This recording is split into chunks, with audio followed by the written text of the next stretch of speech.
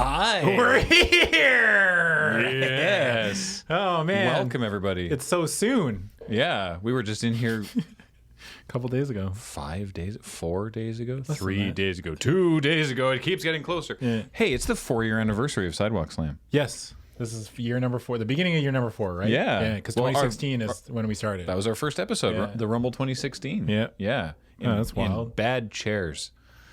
Did not like those chairs. What were the chairs? They were like the little IKEA ones, the little square. They were blue. Oh, very yeah, those boxy. things sucked. I was like, they fit, which was the key. Yeah. We had a limited width, and we were like, these will be great, and they'll make you sit up well, and it just meant that everyone looked really awkward.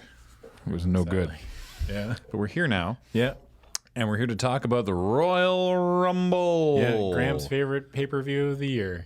Is this one of these things that like rotates around every 4 years? Like it's always on the same day, but every 4 years it's on the same day, like the Olympics. Like, was it actually the same date? I didn't actually check. Yeah, that'd be wild. Yeah, I'm just eating up time at the beginning of your episode Oh, yeah, that's fair. because maybe it's not important. It wasn't in the same place, was it? No. This was at Minute Maid Park. Mm-hmm. So no, January 20. Wait, hang on. One more back. There we go. January 24th. So 2 days prior. Oh, close enough. In 2016. In 2016, it was from the Amway Center in Orlando, Florida. That's also so. Minute Maid harvests oranges in Florida. Yeah. And they were at Minute Maid Park in Houston, but they were in Florida 4 years ago, and the circle is complete. Ah, yes. And You're in a weird mood today, Beach. yeah, you're in a very weird mood. I thought you were trying to prove some like conspiracy theory. Like, okay, so go on this journey with Yeah. me. Minute Maid Park. Yeah. Harvesting oranges. Yeah. Oranges are orange. Trump is orange. Yep. We know what's weird is like, And all these Houston housewives who are bored at home are all hooked on Amway. we were discussing Red strings, anyway. We were discussing this when we were watching it. It's like Minute Maid Park. Yeah. That's odd. You know, where does Minute Maid get this much money? So they're owned by Coke. Yeah. But why would Coke be like, we're going to put a bunch of marketing dollars into Coke Park. Yeah, into a baseball stadium in Houston, which is where the Astros play. Yeah. And it's like, we're gonna put the Minute Maid brand on it. It's because athletes drink juice, not pop. They could have dug up the Surge license again, wow. right? Surge Park. Bring back Orbits, you cowards. Where's the Orbits Park?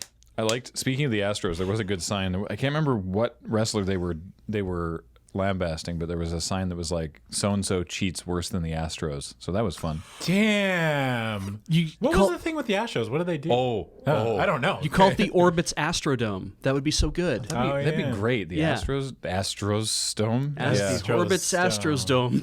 Yeah, the TLDR is they had a camera, because you're allowed to. They had a camera at like the midfield, so that on the camera you could see the signals that the catcher was sending to the pitcher for what pitch to throw, and then so the Astros could watch it from their dugout, and then they were banging a code into. They were like hitting a garbage bin with their bats, so that the batter knew what kind of pitch was coming. Which you're not allowed to do. Correct. Yes. Well, then why did they get away with it?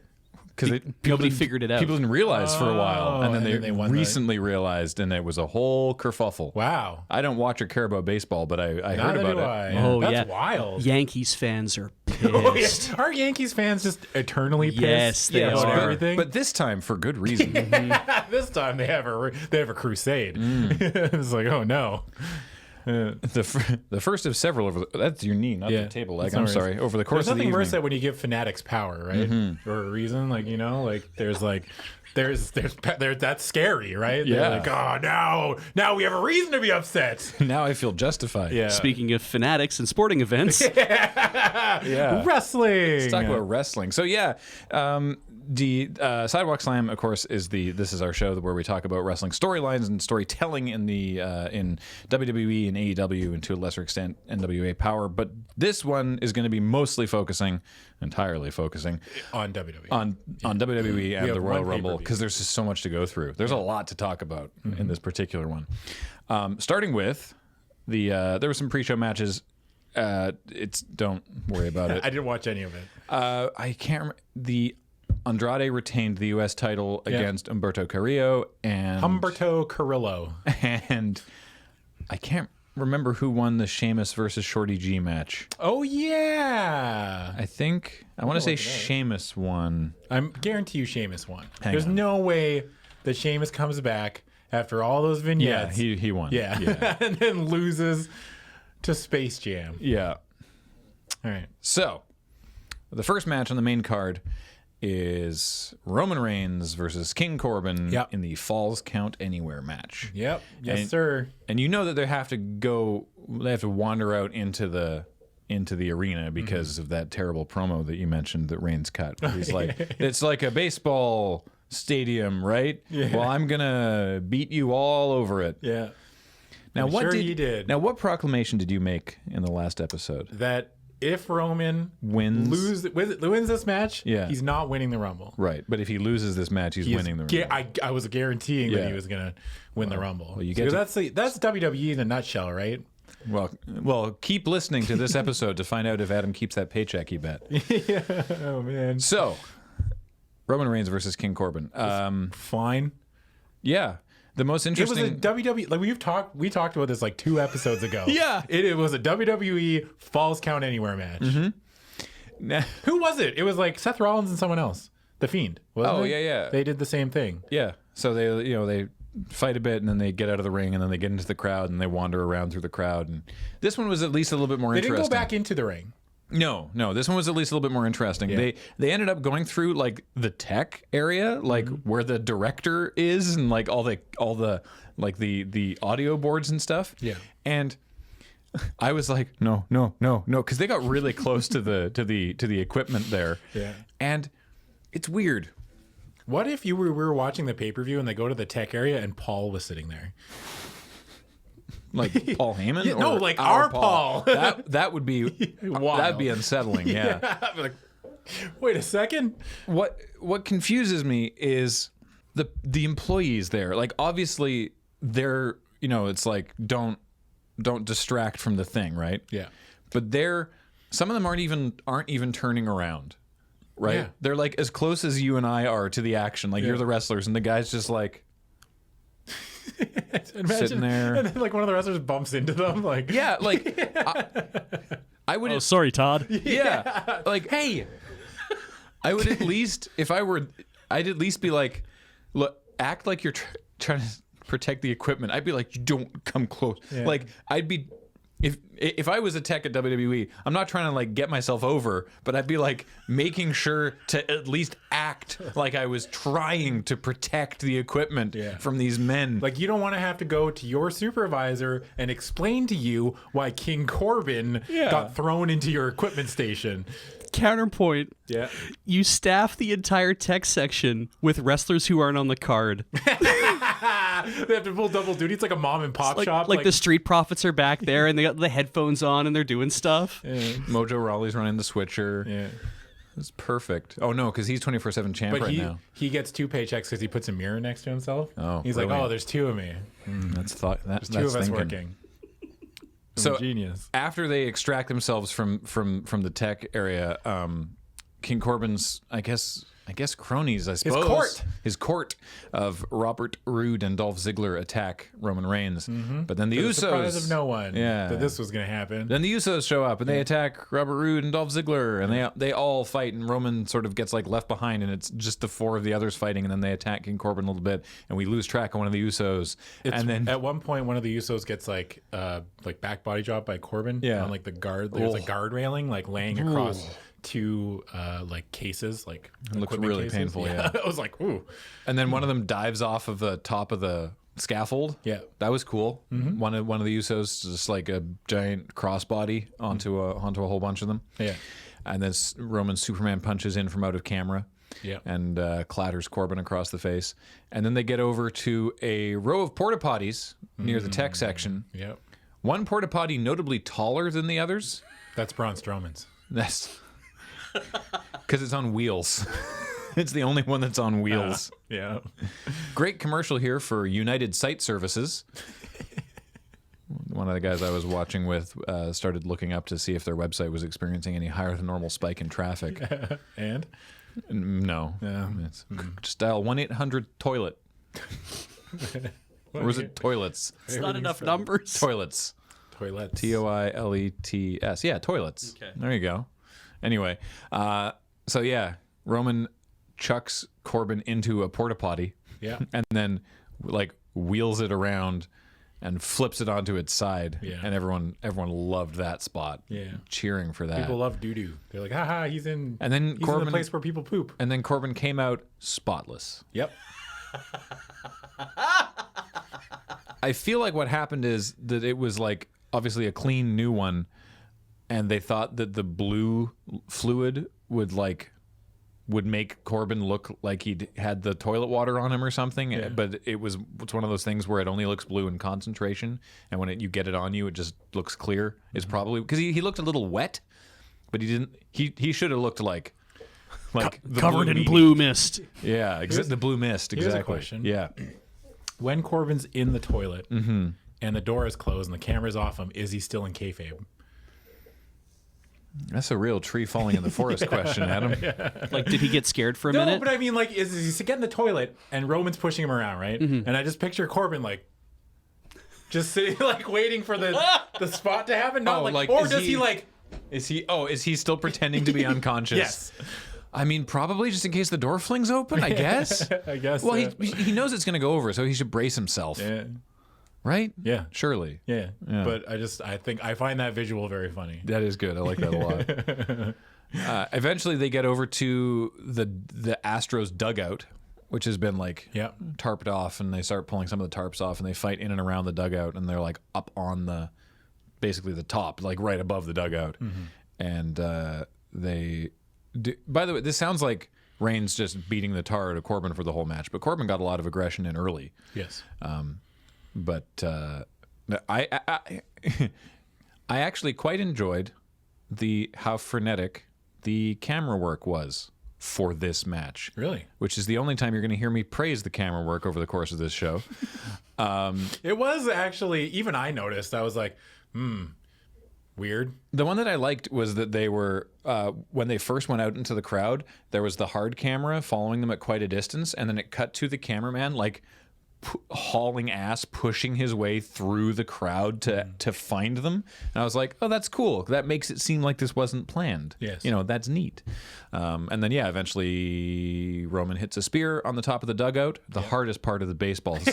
I was going to make that joke, damn it. Dinger. Graham stole it from me. I was like, oh boy, I get to make a hardest part of the dugout joke tomorrow. Man, you just took that $5 right out of my pocket. It's gone forever, dude. You can edit this. Yeah, just no, I redo it. can't. Just Everyone will boop know. and do it again. I'll loop over my voice, like just saying, hey, it's the hardest part of the dugout. And Roman wins the match.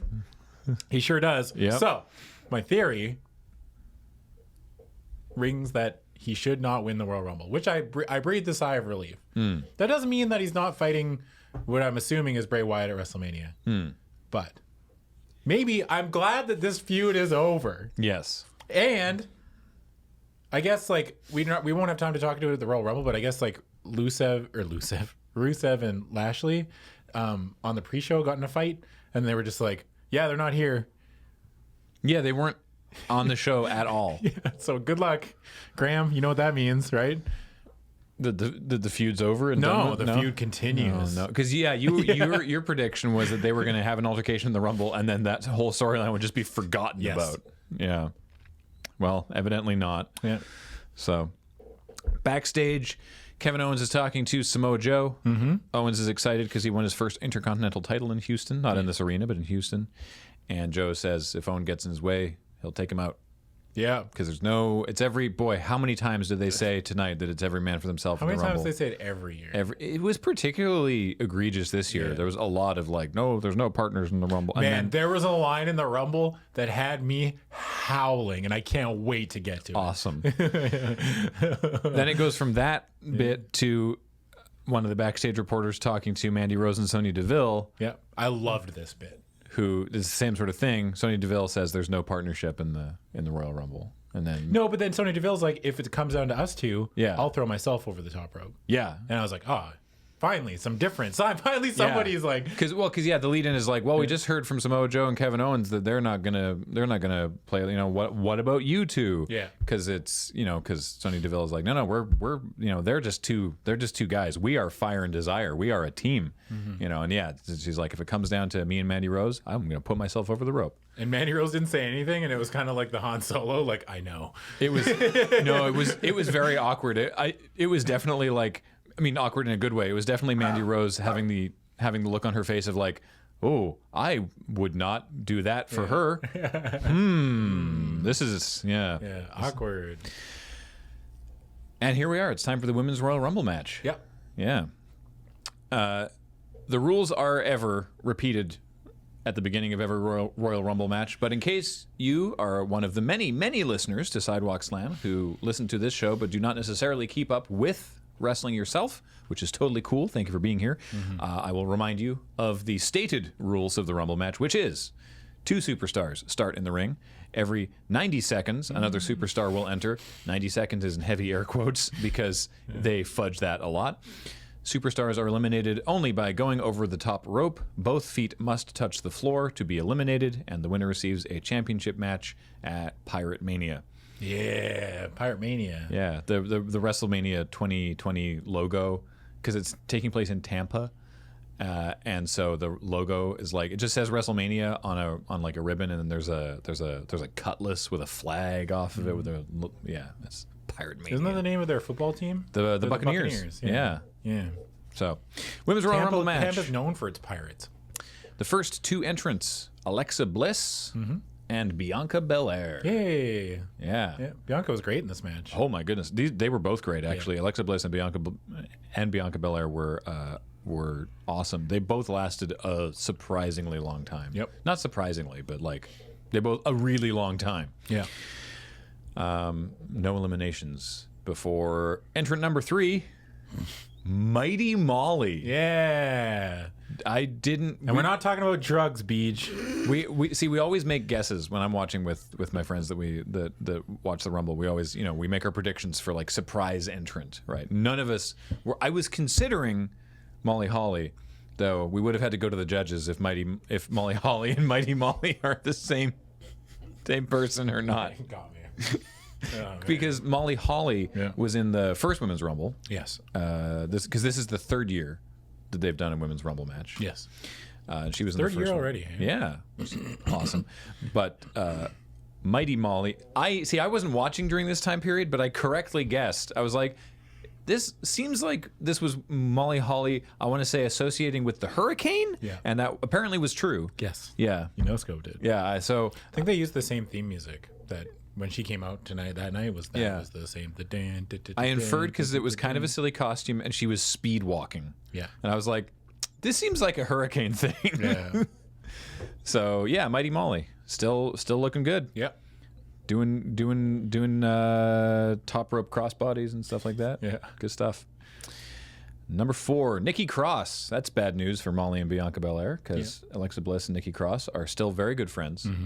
What I love about this, the crowd, by the way, is so into them. Yes. Like they do this bit where they start attacking Bianca and Molly, and then they just hug in the middle of the ring, and the crowd pops for this hug. They do the best friends hug. Yeah, and what I love about it is like there was this run of Alexa Bliss makes friends with someone, betrays them, makes friends with someone, betrays them, and so then she made friends with Nikki Cross, and we're like, all right, get the death clock ready, count it down, and then they just got better and better friends, and everyone's like, yay! Yeah. It's so wholesome. Yeah. Obviously, it will one day end in tears, but for now, it's wrestling. Everything ends in tears. Yeah. Number 5, Lana, who lasted, I tell you, longer than I thought she would. I figured she'd get dumped immediately. Yeah.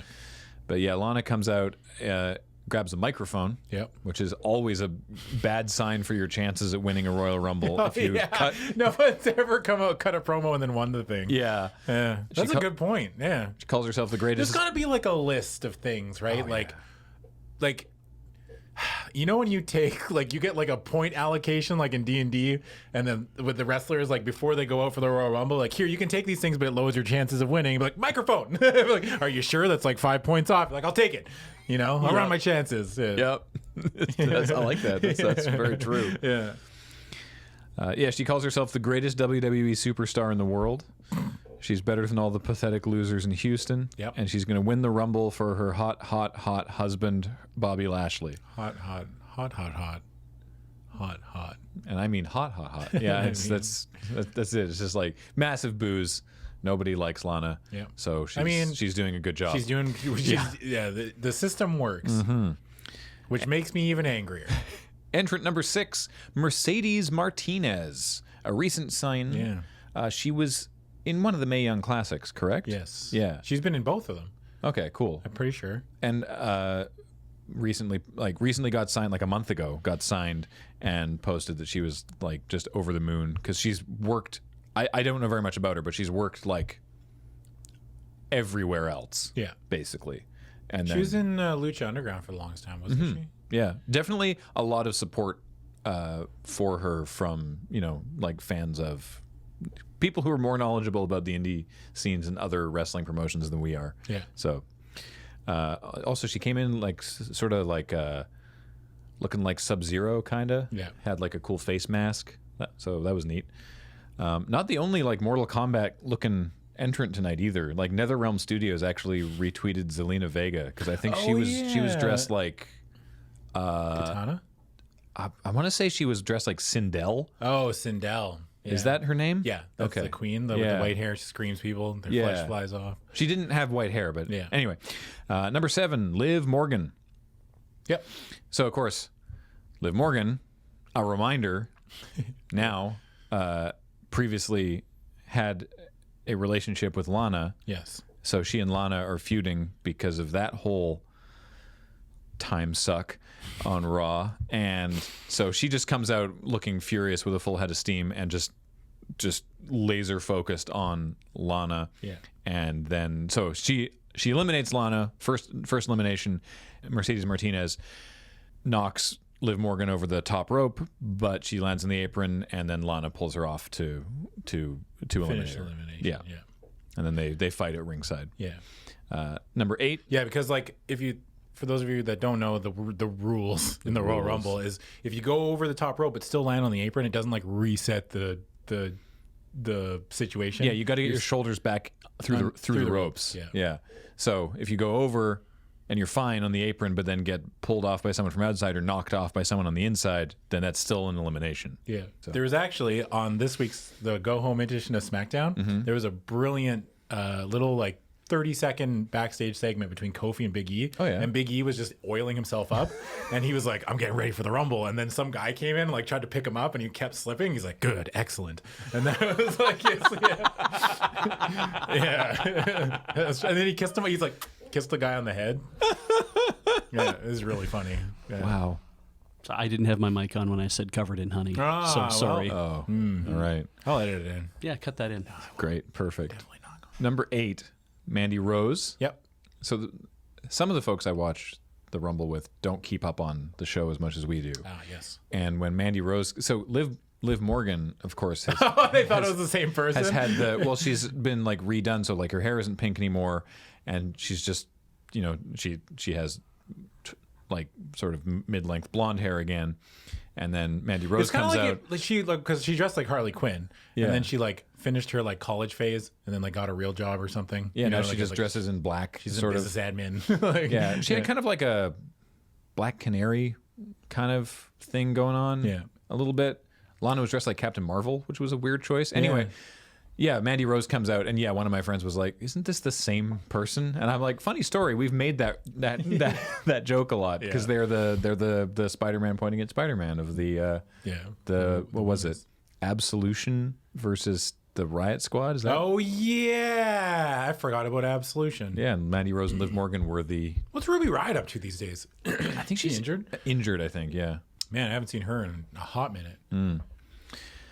So yeah, Mandy Rose in the ring, no eliminations. Number 9, Candice LeRae. Hooray!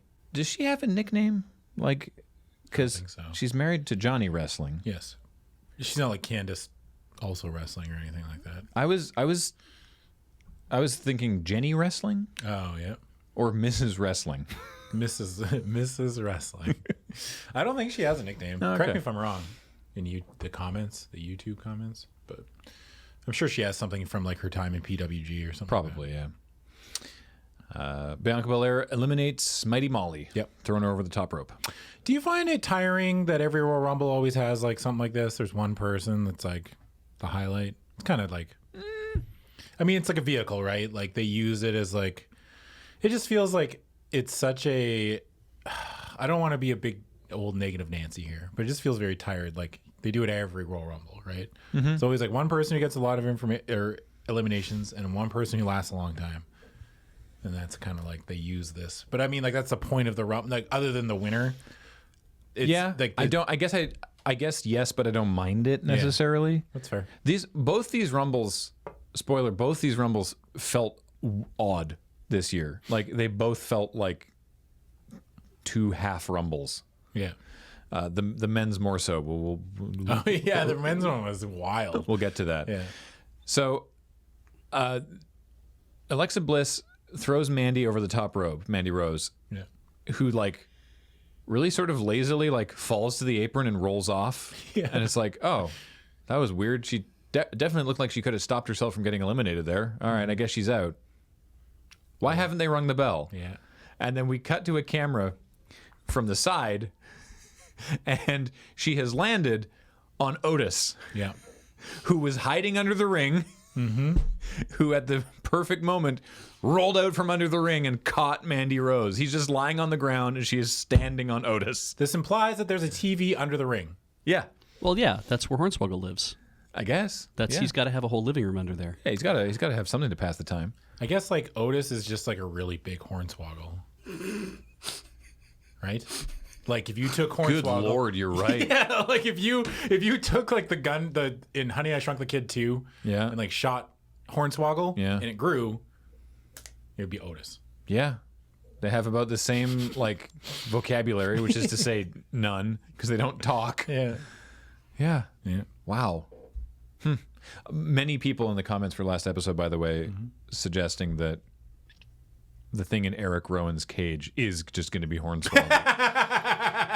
Oh boy. Yeah, you're right about the disappointment. Yeah, I mean, well, then he'll go like 3 for 3 in like the wet fart conclusion of a long running tease, right? Yeah. Because he was Vince McMahon's illegitimate son, and he was the anonymous Raw general manager.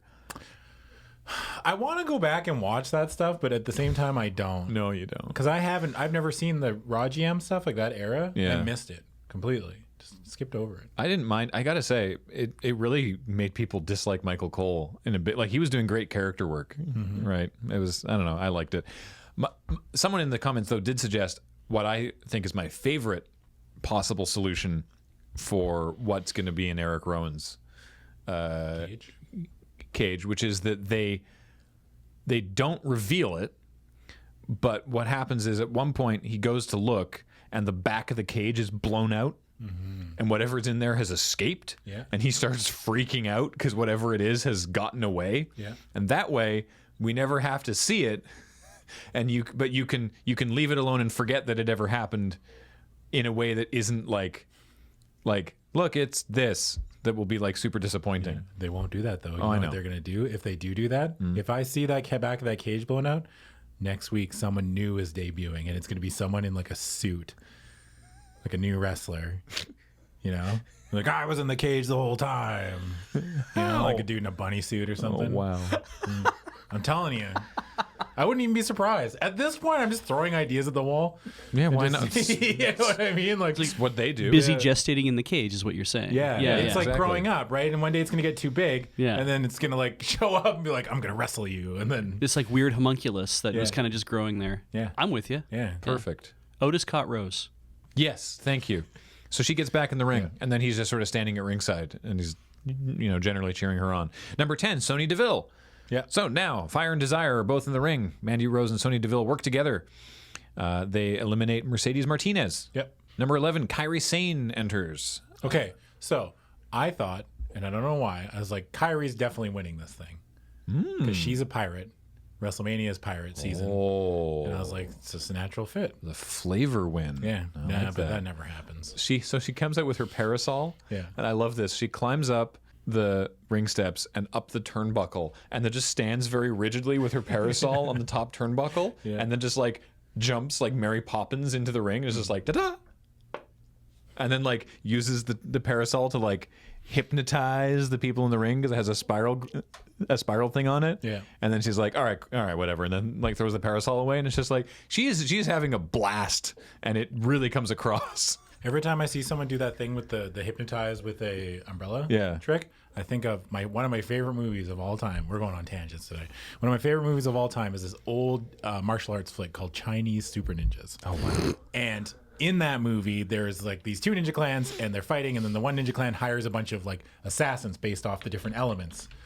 And one of the elements is gold, and the gold ninjas take their hats. They have like those big round hats, and they take off their hats and put it on a stick and then shine the sun in people's eyes. Ooh. And that's how they blind them, and then they kill people like that. Yeah. It's available for $10 on eBay. Yeah. Nice, thank you. That's a weird thing to look up. What were you going to say about Kairi Sane's parasol? I have a rules question. Yeah. Yes. Yes. So That sounded so official. Like, yes, we'll answer his question. I bet I know what you're going to say. okay. So she walked up the stairs and then walked up the turnbuckle and stood on top of the turnbuckle. Yes. Like top rope. Yep. Is that technically having entered the ring? No. You have to get in the ring before. If she climbed up the turnbuckle and was knocked off, she's not in the match yet. She has to be feet on the You have to get in the ring. on the mat. Yeah. I would say yes, but that's just me. I believe it's come up before. Yeah. Yeah. So you just climb up and then you kind of like pratfall and get tangled in the turnbuckle. And then you just stay there for the whole match and nobody can touch you because you're not technically in the match yet. Well, when Coach was in the match, he just spent the entire time on the floor gripping onto the ropes by the turnbuckle for grim death. That would be me. Coach was a backstage reporter personality and or commentator. So, yeah. Man, remember when Coach showed up for like 30 seconds last year? Yeah. I don't miss it. Actually, speaking of which, Tom Phillips is now the head commentator on Raw, as he should have been the whole time, to be honest. No hate to Vic Joseph. Like, I don't dislike Vic Joseph at all, but it was very strange that it was like Michael Cole was the lead commentator on Monday Night Raw and Todd Phillips was the lead commentator on SmackDown. And then after the Fox thing, it was like, okay, it's Fox. We're going to move Michael Cole to SmackDown, and Phillips. Anyway, Vic Joseph will be on Raw, and it's like, but Phillips is great, and he's really good at this. So anyway, last night Joseph wasn't there. Phillips was leading Raw commentary, and apparently is on Raw commentary going forward. Man, Todd Phillips and Michael Cole are kind of just Spider-Man pointing at Spider-Man, aren't they? A little bit, They but look a little identical. I like Phillips a little more, and also he's got to be the future of the commentary, right? Like Cole is not going to be doing commentary forever. No. Not that Cole's that old, but like, hell, King is still on commentary inexplicably. Anyway, The parasol. Hypnotizing. Kairi Sane, no eliminations yet. Number 12, Mia Yim. Yeah. There are, of the 30 competitors in the Women's Rumble match, 14 of them, almost half, are from NXT. That's wild. Nikki Cross gets eliminated by Bianca Belair, who picks Alexa Bliss up and uses her to eliminate Nikki Cross. Yeah. Bianca Belair, I think, ends up with 8 eliminations That's a lot. by the end of this. That's 8 human beings that you've thrown over a top rope. Like swings her like a baseball bat? Like Yeah, she just picks up 2 people. One, like, she dual wields them. Sort of, maybe like, I don't know. How does she hold Like her? a battering ram? Like a crossbody sort of? Yeah. Anyway. Kind of like a fall away slam kind of thing. Yeah. oh, okay. You know what I mean? Like in between the legs and then over the, like on the part of the shoulder. Oh, okay. Like that. Yeah. Like a battering ram kind of. Yeah. It's not like she picks them up and they stay rigid, like perfectly rigid. She's swinging people around like a baseball bat. So Mandy Rose gets thrown over the rope but lands on the apron, and Sonya Deville is going to deck someone else. They move out of the way, and Sonya accidentally clocks Mandy Rose, her partner, who flies backwards off the apron but is caught by Otis. Sonya is horrified at what she's done, but then Bianca Belair sends Sonya Deville over the top rope, who also lands in Otis's arms, but he can't repel wrestlers of that magnitude. He tries, but he can't carry them both, and they all tumble to the ground. And so Sonya Deville and Mandy Rose are both eliminated. Yep. Number 13, Dana Brooke. Candice LeRae gets eliminated next. My notes don't say how. Yeah. That's unfortunate. By Bianca Belair, right. Yes, Bianca Belair press slams Candice LeRae out of the ring. That's what it is. Right, yeah. And yeah, she's now tied. At this point, at 5 eliminations, she's tied for most eliminations in Women's Rumble. And as I said, she gets 8 at the end of it. So there we go. Oh, yes. Alexa Bliss knocks Kairi Sane off the top rope. Number 14, Tamina. She's back. I don't think she ever actually She's back. Okay, she's back.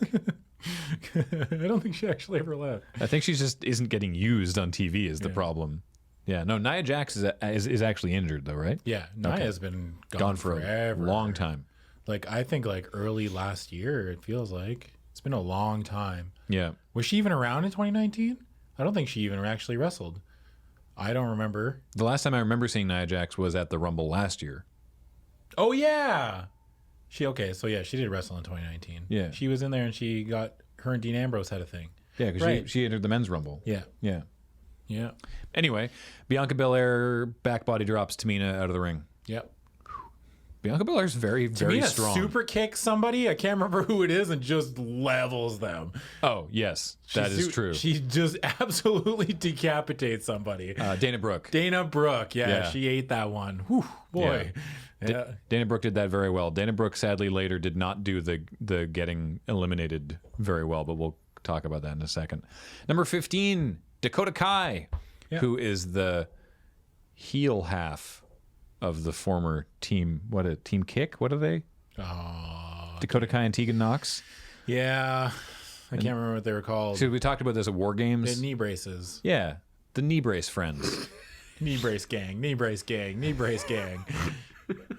So, yeah, we are the knee brace gang. And they show up with their little raccoon, the bandit. Oh yeah, perfect. Yeah. Little bandit mask. Yeah. Kind of acting like in that one scene in Christmas Story where Ralphie shoots the criminals with his BB gun. They go to do the flashback. That's a deep, rich narrative for a very bad joke. Alexa Bliss eliminates Mia Yim. Yeah.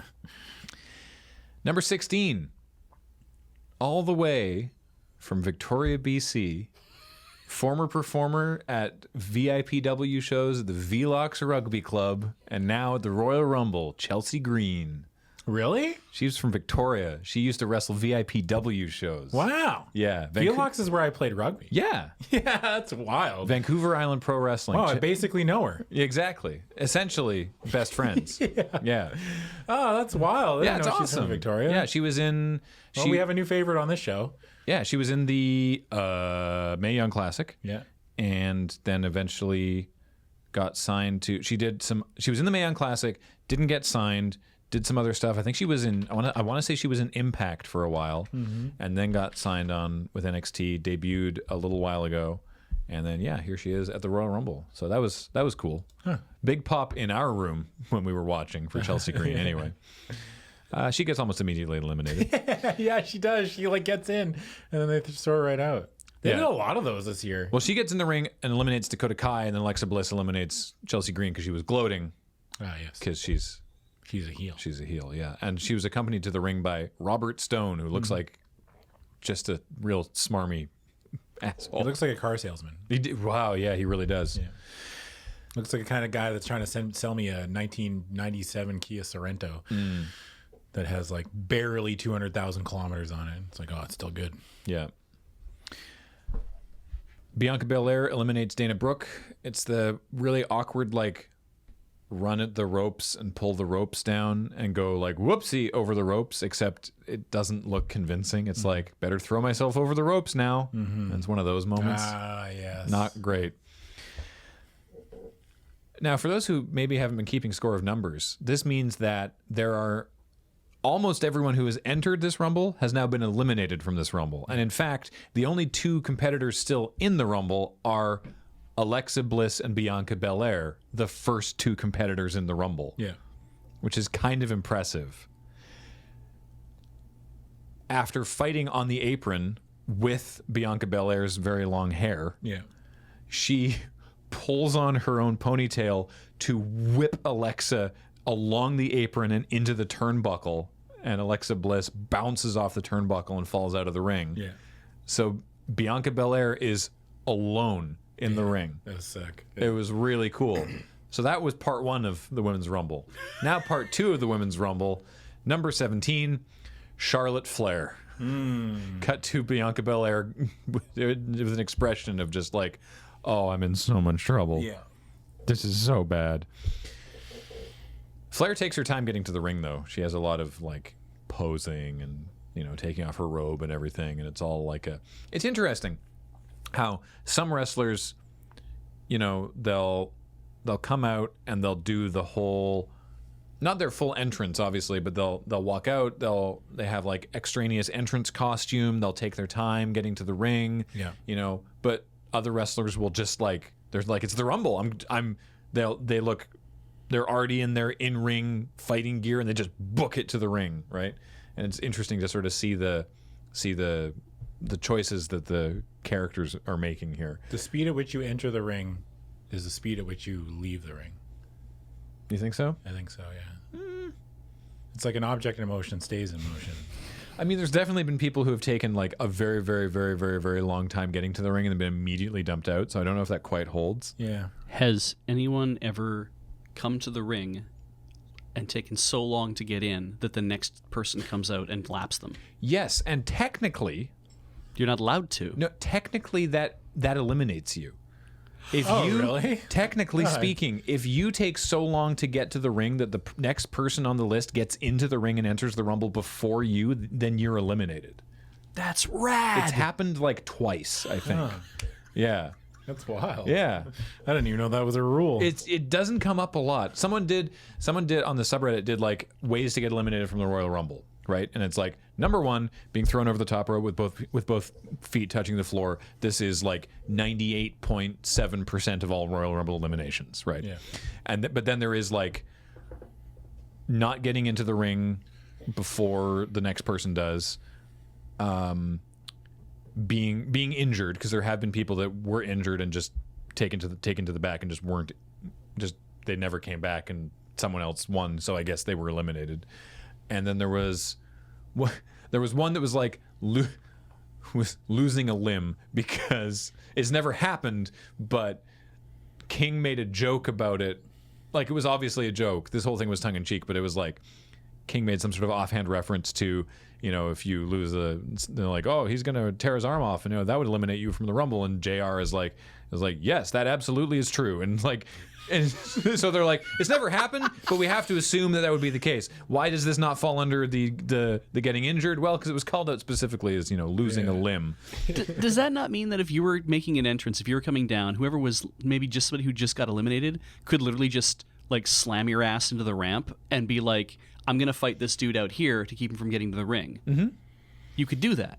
Yeah, well, I mean, there's no disqualification. Wow. yeah.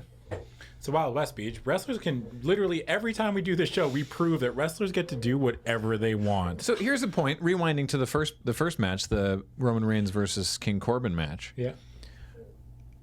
On paper, a Falls Count Anywhere match is not a no DQ match, Yes. right? And so we were having a lot of internal debate while we were watching it of like, you know, even in a regular match, you can throw someone into the ring steps or the turnbuckle or the announce table, because that's like existing furniture. Yes. It's existing infrastructure. Yes. But if you bring out a table and set it up and put them through that table, that's a DQ. Yeah. Right? So they went all the way over to like the international commentary tables, and they were like dropping them through the French table, for example. And it was like, okay, I guess that counts as sort of like the existing infrastructure or whatever. But then when Corbin's cronies started attacking Reigns, we were like, now this should probably be a DQ, right? Because this is not a no DQ match. This is a Falls Count Anywhere match. And then Corey Graves is like, and of course this is all legal. And we're like, oh, okay. Yeah. I guess. It's just another way of saying. Because you said it is. Yeah. It's just another way of saying No DQ. No DQ. Falls count anywhere. Yeah. It's like, no DQ, falls count anywhere. An ambulance match. Well, I guess I have to put them in an ambulance. But they never specifically state that it's like no DQ, right? It's just you just have to get in the ambulance. Yeah. So, Anyway. yeah. I think it's a worthwhile discussion. Yeah. It brings up a lot of very interesting points. It's a lot of angles to. You have to have the rules, or else there's nothing for the. If there's no rules for the heels to break. Yeah. You need a structure to work within, or think else it's just madness. When you bring in another object that's not already out there, the damage modifier goes through the roof. Mm-hmm. Right? Like if I bring out a table and I put you through that table, that's more damage than if I just threw you into the ring steps. Yeah. Because the ring steps are there already. They're part of the environment. And I think that's where the ruling committee came in and were like, look, if this stuff's going to do more damage, it's got to be disqualification in a normal match. Yeah. Number 17, Charlotte Flair, as we mentioned, takes a long time to get to the ring. Doesn't eliminate Bianca Belair, who obviously can't eliminate Charlotte because she's really tired. Number 18, Naomi. She's back. Yeah, she's back. Gets a big pop. Awesome hair. Yeah. And it's weird. They get in the ring, like Charlotte and Naomi start working together on Bianca Belair. And it's like, Naomi's smart enough to know that Belair is not the threat at this point. I think it's more of just like a WWE versus NXT thing. Oh, maybe. Yeah. That wasn't really made clear, but I guess that's totally possible. Number 19, Beth Phoenix. Yeah. I like Beth Phoenix a lot. Yeah, and she's great. I'm happy that she's in this match. And she goes hard. We'll talk about that in a little bit of time. Number 20, Toni Storm. Yep. Former NXT UK Women's Champion. Mm-hmm. Inaugural Women's Champion, or am I misremembering? Don't worry about it. Yes. I think she was the inaugural. They all basically get their stuff in on Bianca Belair, and Charlotte finally knocks her over the top rope to eliminate her. She's out of the match after 33 minutes. That's a long time. That's a long time to be in a Rumble for anybody. That's awesome. Number 21, Kelly Kelly. Holy shit. I know who Kelly Kelly is because Yeah. I've been doing this show, and she showed up like last year or 2 years ago. She was in the first Women's Rumble, yeah. Yeah, and I've heard you talk about her, but I've never seen really anything she does. That's Undertaker's wife, right? No, that's Michelle McCool. Yeah, no, Kelly Kelly. The funny thing is, when Kelly Kelly was active on the roster, she was so young that now she's just like the same age as everybody else. Because she was really young initially, and it's kind of funny because she wrestles like a WWE diva. Oh, Right? Yeah. Like she's doing like she knocks someone down in the corner and then does she just rubs her butt in their face. The stink face. Yeah, and it's like, oh right, that is a move that she did. Things have improved. Yeah, things got a lot better. Yeah. Rhea Ripley, not Toni Storm, was the inaugural NXT UK champion. Oh, of course. That makes more sense. Right. Okay. Yes. Number 22, Sarah Logan with her new look. Yeah. It's pretty cool. I like that a lot. The face paint and the like camo or whatever. She looks a little less like a Viking. You know, she's married to one of the Viking raiders. Yeah. But looks, I don't know. It's a good look. Yeah. They talk her up a lot. It's weird. Sarah Logan is definitely very, very low on the card in terms of the women's division. But they talk about how amazing and strong she is on commentary. But it's like, it's one of those show don't tell things, because it's like, you talk about how awesome she is, but we haven't actually seen that. You know? Yeah. Well, because they only have 3 hours of TV. They can't fit everybody on. Charlotte eliminates Sarah Logan immediately with a big boot. I'm looking at notes as well. Mm-hmm.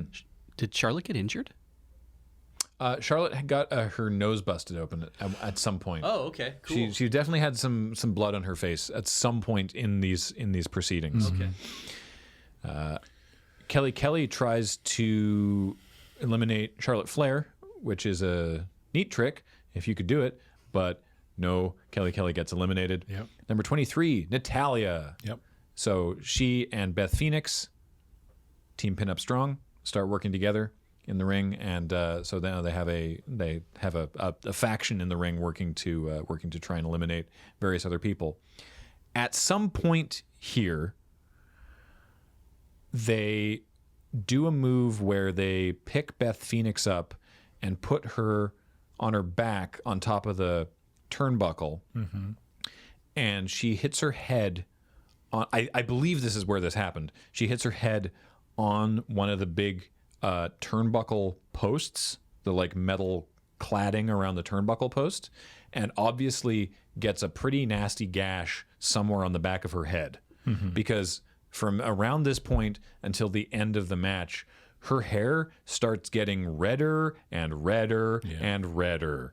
She is bleeding a lot from some sort of head wound. Yeah. There's a bit where she takes a back bump in the middle of the ring, and there's just like a round red stain on the mat for the rest of the match.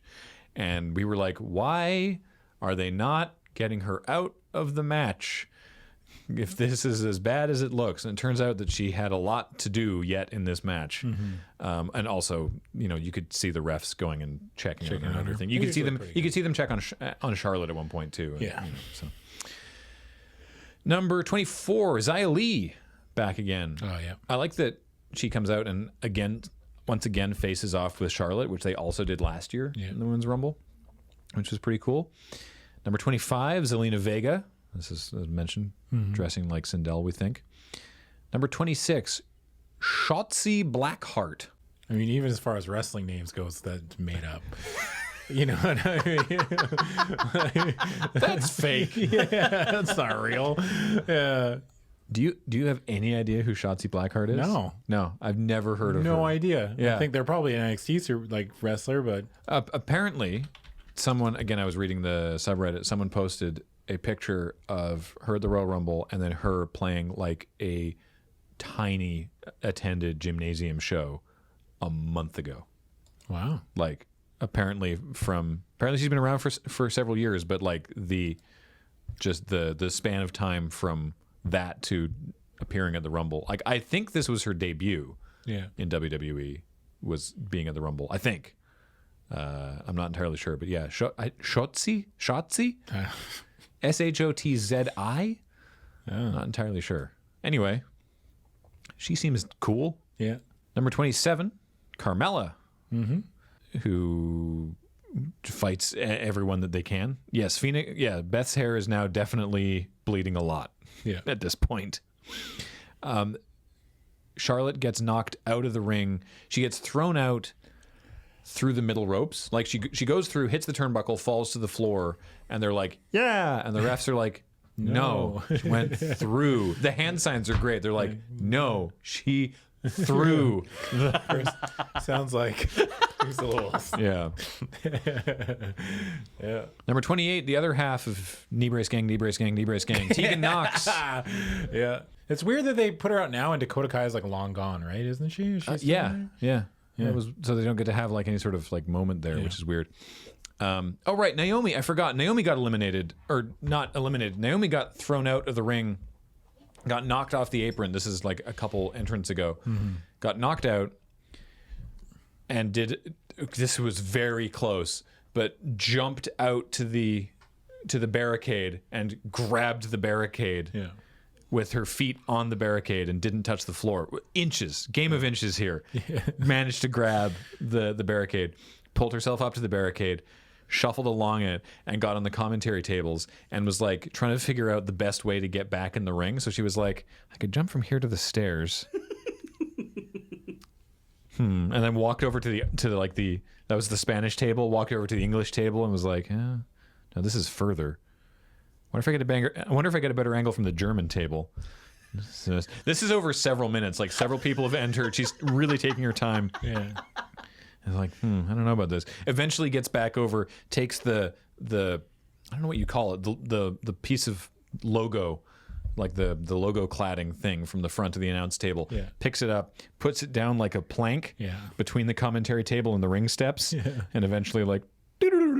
And gets back in the ring. She's just saying the floor is lava. I was hoping it was going to be she takes one step into it and goes right through it. It just breaks. That thing has a lot of flex to it, I'll tell you what.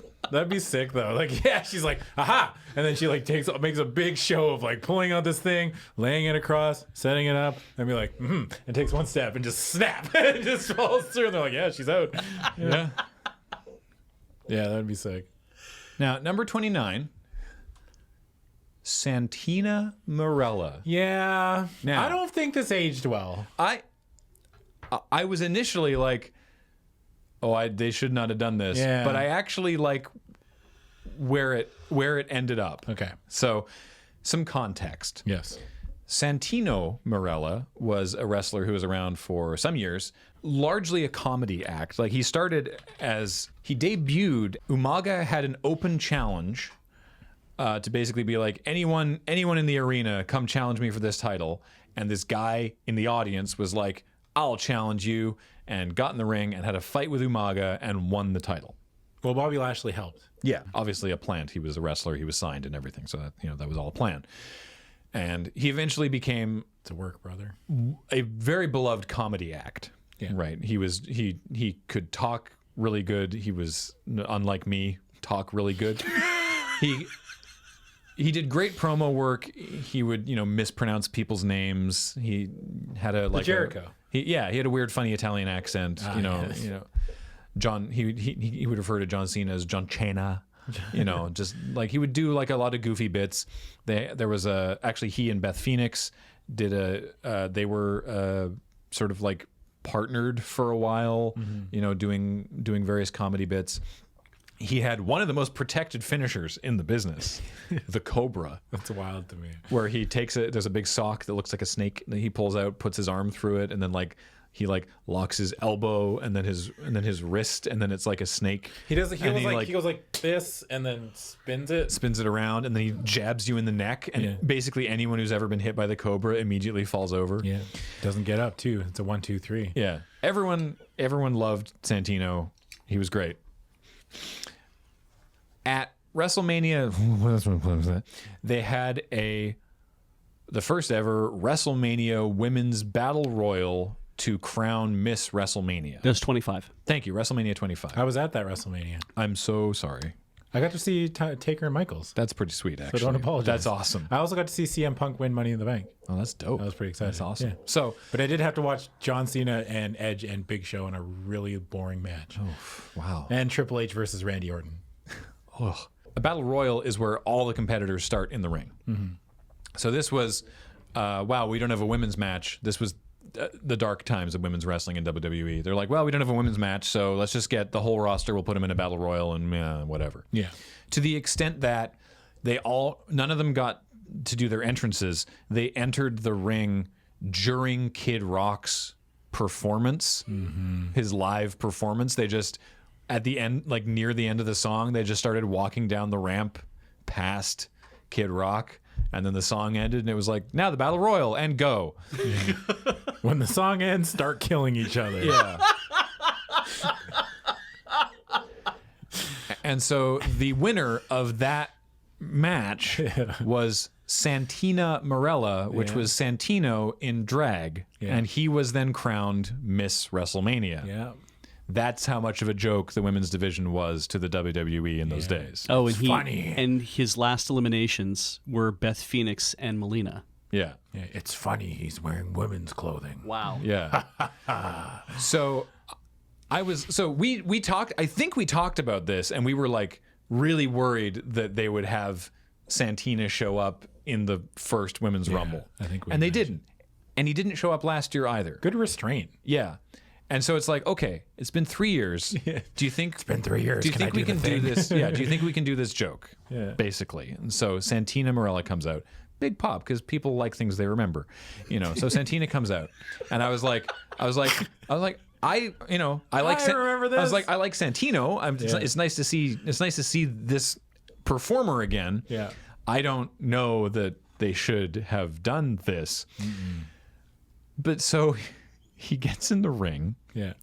And the camera just goes to shots of all of the other women who are still in the ring, and they look so unhappy. Yeah. They're just like, what are you doing here? Particularly Beth Phoenix, who has a lot of history, right, as we mentioned, right? A lot of history with this character. And she's just like, just the most amazing frown. This like inverted semicircle, just like, just staring death at him. Natalya comes up on the other side and is just like, just staring daggers. And so he's like, okay. And he pulls out the Cobra sock and is like, Cobra, and like is like about to do it to Beth Phoenix, and is like, that's probably gonna get me killed. What if I do it to Natalya? You know what? I've read the room. Sticks himself in the neck with the Cobra, throws himself over the top rope. And to me, that is them, the WWE going, this is, we respect that this was a bad idea. That's actually, and now it's, this is Santina has eliminated. When Santina first came out, I was like, this is not going to end well. I was like, oh man, come on, WWE. Like, I'm really trying hard here. Just the cut to Naomi still standing on one of the commentary tables at that point. She's still out there. She's just like, before she built her bridge. She's out there on the table. Like, just everybody out on her like, island that she created herself. Yeah, everybody's just like, why are you here? Yeah. And it was just like, yeah, you're right. This was a mistake. Goodbye. It was, I don't know. I liked that sort of as a, a reference and an admission of like, this was a bad idea. Like this before was a bad idea the first time, and we are now copping to that. Is how I choose to read it. Maybe I'm definitely not how they meant it. Maybe I'm being profoundly charitable. Yeah, I think you are being probably too charitable. Then from a storytelling perspective, though, I'm interested. Mm-hmm. Do you think that was the right time? Like number 29 of the ladies, having No, I don't fight. think it's too late. I think it's too late for that. Should they have done it at 4 or 5, or is it better to have like the expectation, the tension, and the pop? I think like in the middle, because generally like when you're watching a Royal Rumble, generally there's like beats, right? And then there's like the first kind of like number 10-ish or whatever. There's like a spike, and then it dulls down while like the ring either empties or fills up as it goes on. And then there's a big spike in the middle, which is usually kind of like a comedy act or like Kofi avoiding elimination, like some kind of thing, like Mandy like a stunt. and Otis. There's a stunt, right? Yeah. Mandy and Otis do their stunt, and then it dies down for a little bit, and then at the end is usually when we have either someone we've been waiting for or return. Like in the back half is always when you want like a big return. I guess he's kind of a big return, but so that's the thing. It's a big return. It's a surprise. It's like, oh wow, like I said, it's jokingly, but truthfully, hey, cool, a thing that I remember, and but I kind of like that. At number 29, there was that worry of like, they're not gonna have Santina win this Rumble, are they? yeah. And then to have him be like, you know what? I'm just gonna I'll see myself out. I just goodbye. I like the stick himself. Yeah. I love he stuck himself in the neck, just went rigid and walked over and just whoop right over. He's very funny. He's really funny. He has amazing comedic timing. Oh yeah, like just blessed with it, which is rare in the WWE. Not a lot of people have it, and to their detriment, much like we talked about before when Dean Ambrose or John Moxley was on Chris Jericho's podcast. And when the WWE finds out that you're funny, you're like doomed. Yeah, right. That's it. Your career, like you're just like a comedy act from then on. So it's like if you ever want to take it seriously, just never be funny. Anthony Corelli. Yes. Hailing from the Santino Marella. Yep. And his real name is Anthony Corelli. Hails from Mississauga, Ontario. Yeah, he's from Canadian. He's from Canadian. He's from Canadian. Speaking of can't talk right. Oh boy. Ooh, we're struggling today. So that brings us to number 30. Yeah. CM Punk. That would be an odd choice. Shayna Baszler. Oh yeah. Yeah. The Queen of Spades. Yeah, Queen of Spades. Judging by the logo. And she does the thing where she kind of does the diamond cutter, but not really. So Does this thing. the most dominant champ, not the longest undefeated streak, which was Asuka. Yeah. Which someone was giving me guff over my pronunciation, and now I'm super self-conscious about it. Oh, look what you did, YouTube commenter. I think you had a short A. You had Asuka last time instead of Asuka. They said I said Auska. You did one time. Yeah. Yeah, One I do time. remember that, but it didn't really matter. Because it's Classic it's, internet. It's Asuka. Yeah. But you in Japanese you speed through it. You speed through the S ones usually, like she and su. You normally Asuka. so you run through them real Asuka. fast. And Asuka. yeah, Asuka. It came out Auska that one time, and I'm like, oh, it's not that. Graham knows better. Yeah, like it's Bees like marks it down in his book of grievances. He's like, none of you I said have the wrong one. No, I was like, none of you have ever said that name that way before. It's one of those little mispronunciations that really everyone can just get the hell over. Like it was like both of you always say Asuka, and it's like it's fine. The one that was asking challenging you to for stop. the one that was challenging for commentary was Oksana. Ooh, yeah. Do you remember? Because it was also spelled not how you would think. I don't know. I wonder what she's up to Just these a bunch days. of wingdings. That would be surprising. Anyway, Shayna Baszler, certainly one of the most dominant NXT women's champions. I think Asuka had the longest undefeated streak, but Shayna had the longest reign Yes, I think so. Yeah. as champ. And so it's like, oh, business has picked up in this match. So she comes out, eliminates Xia Li, eliminates Tegan Nox, eliminates Zelina Vega, eliminates Shotzi Blackheart, Chauncey. I just keep hearing Chauncey. eliminates Carmella, eliminates Toni Storm. After finally getting back in the ring, Naomi attacks Shayna Baszler and is eliminated. Beth Phoenix and Natalya hit the heart attack Oh yeah, on Shayna that was Baszler. sweet. Yeah. That was cool. The old Hart family tag team move. Yeah. And then Beth Phoenix eliminates Natalya. Because you see, it's the Royal Rumble and there's no partnerships in the Royal Rumble. Yeah. And so now it's Baszler and Beth Phoenix. But don't forget that Charlotte Flair is outside the ring. Yeah. Not on an island of her own making. So then Baszler eliminates Beth Phoenix. Yeah. So Baszler, in 2 minutes, tied Bianca Belair for most eliminations in a women's rumble at 8. Just bang, bang, bang. Shayna Baszler is a powerful force to be reckoned with. So now it's down to Shayna Baszler and Charlotte Flair. Yep. And it's pretty quick, actually. Yeah, it doesn't last too long. No, Charlotte Flair wins. Yep. Charlotte Flair is going to WrestleMania again. Yeah. I wasn't really surprised. But I wasn't really like disappointed either. I wasn't like, oh.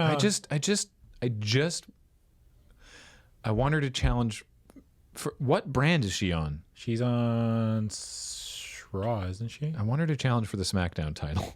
Oh. Because I just don't want Why are you trying to dump her off on me? It's not about that. I just don't want Becky and Charlotte at Mania again. Oh, yeah. Okay, I'll concede that. Like, even Becky jokes about it in character as like, don't know why I'm feuding with Charlotte again. Like, Yeah. I don't know how to get rid of you. And Charlotte's like, yeah, I feel the same way. Like, they're like dumping on creative in character on Raw. They're like, yeah, here is us again. Womp, womp, womp. What if like Ronda comes back and they redo the triple threat? That would be a odd choice. I was half expecting Ronda to show up. It's not in the Rumble, but like to show up Yeah. at some point. I don't know. Anyway, so that, but the stuff with Santina and then at the end with Natalya and everything, that's, I assume, why Beth Phoenix was like, no, I'm going to keep in this match, because there was too much. She was too involved in too many spots over the course of the rest of the Rumble. Yeah.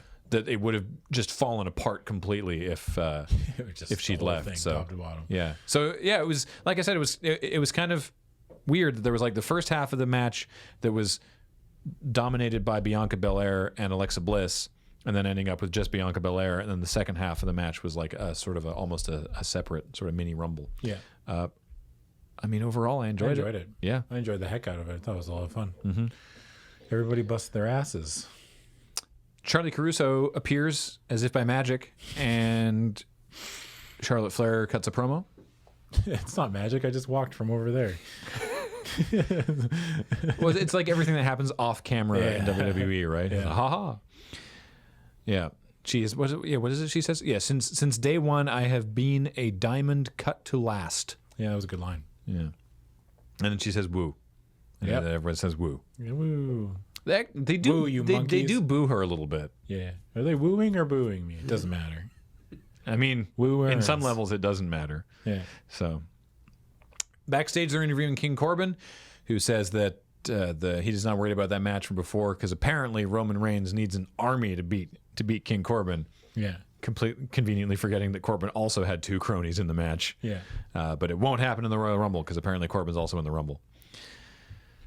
SmackDown Women's Title Match. Bayley defends against Lacey Evans, who has her family at ringside. Never do that. Always a bad idea. Beach is making a noise. Beach knows now we've trained him, dude. Actually, I'll let you know, spoiler alert, nothing bad happens. To the family. To the family. Yeah. Oh, I mean, good. the kid's like 8. Yeah. Like, Oh, she's very small. Yeah. This is not like when Brock Lesnar F5 Dominic. Yeah. Brock Lesnar comes out and F5's Lacey Evans' daughter. Yeah. And even Bayley's like, what the hell, man? Yeah. It's like, dude. You big gorilla. Yeah. Jeez. Yeah. So there I was like, on the Go Home episode of SmackDown, there was like a real awkward promo by Lacey Evans that I was like, man. It was really boring. And then Bayley sucker punched the hell out of her. And I was like, oh, I'm interested now. Yeah. So I haven't got to see a lot of heel Bayley because I haven't been watching SmackDown. That's fine. Right? And I mean, I enjoyed her in this match. Yeah, I have trouble buying Lacey Evans as a face. I have trouble buying Bayley as a heel, too. Yeah. I think I was Bayley's hoping- in-ring work is very good. Like her in-ring Yeah. heel work is like good and it makes sense. But like just out of it, it's like, I was just don't hoping buy it. I was hoping for the double turn. That would have been fun. Oh, yeah. No, I don't think so. Yeah, this match was good. It's like I didn't expect Lacey to be winning, and I don't know what they're doing with her character. Like, they're trying to build her up as, like, this mom, right? Right. A fighting mom. She's a mom. And so, I don't know. I guess I don't know what happens going forward as far as the SmackDown Women's title goes. Because, like, Bayley wins this match and wins it. Oh, no, she rolls it. She grabs the tights. She rolls up Lacey. Right. She uses the tights to kind of... So it wasn't, like, clean, but clean enough. You know, clean adjacent. Clean adjacent. So, yeah. I don't know. Like, I don't want to, like, brush over this match too quickly, but it literally felt like It was not nothing a long match. It happened was... and nothing was gained. Like, they risked nothing and gained nothing. They cheated not only the game, but also themselves. Yeah. It was 9 minutes. Not a long match. Okay. Does it set up anything, or is it No. This is an ending. It feels like an ending. To that feud, yeah. Huh. Yeah. I mean, the only thing they could say is like, "Oh, you cheated." So obviously at WrestleMania, we're gonna have a no pants match. No, actually, that'd be too Attitude Era. Never mind. Yeah. Yeah, I don't know what they're doing.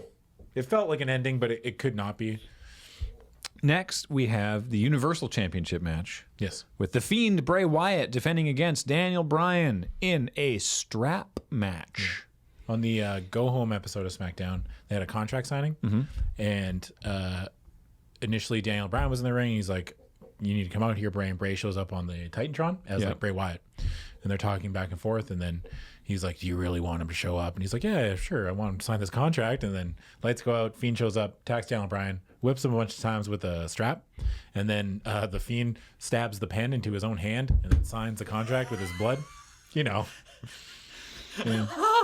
Yeah. It's pretty rad, honestly. Yeah, it was actually super rad. Yeah, but I wish they didn't show like the contract or anything, and like he obviously didn't stab himself. But I thought they would have put like a blood packet or something, and then like had a cool like streak visual across the thing. But he literally just like went like this across the thing, and it was still just white, like it was just a normal contract. There's no paw prints, and he like threw it. So you could tell definitely that he didn't actually stab himself. The coward. He stabs his hand, slams his hand on the contract, lifts it up, and it's a perfectly signed signature. That'd be so good. Oh my god, that's the kind of wrestling I want. Magical That realism. doesn't make any sense whatsoever. It's like, what? Daniel Bryan's wearing his new T-shirt, Yeah. which is, I read an interview with him about this. It's the Daniel Bryan's the Planet's Champion Authentic Eco T-shirt. He's been working with them on this to make this happen. It's 60% organic cotton, 40% recycled poly RPET, 10%, which is something will. Concentrated power of will. There we go. So it's made from it's the 40% recycled material is made from plastic bottles. Oh. So it's they even have it on like they have a diagram of like the bottles are shredded into pellets, the pellets are crushed and melted, and the melted pellets are spun into thread. And so each shirt saves at least 4 plastic bottles from ending up in landfill.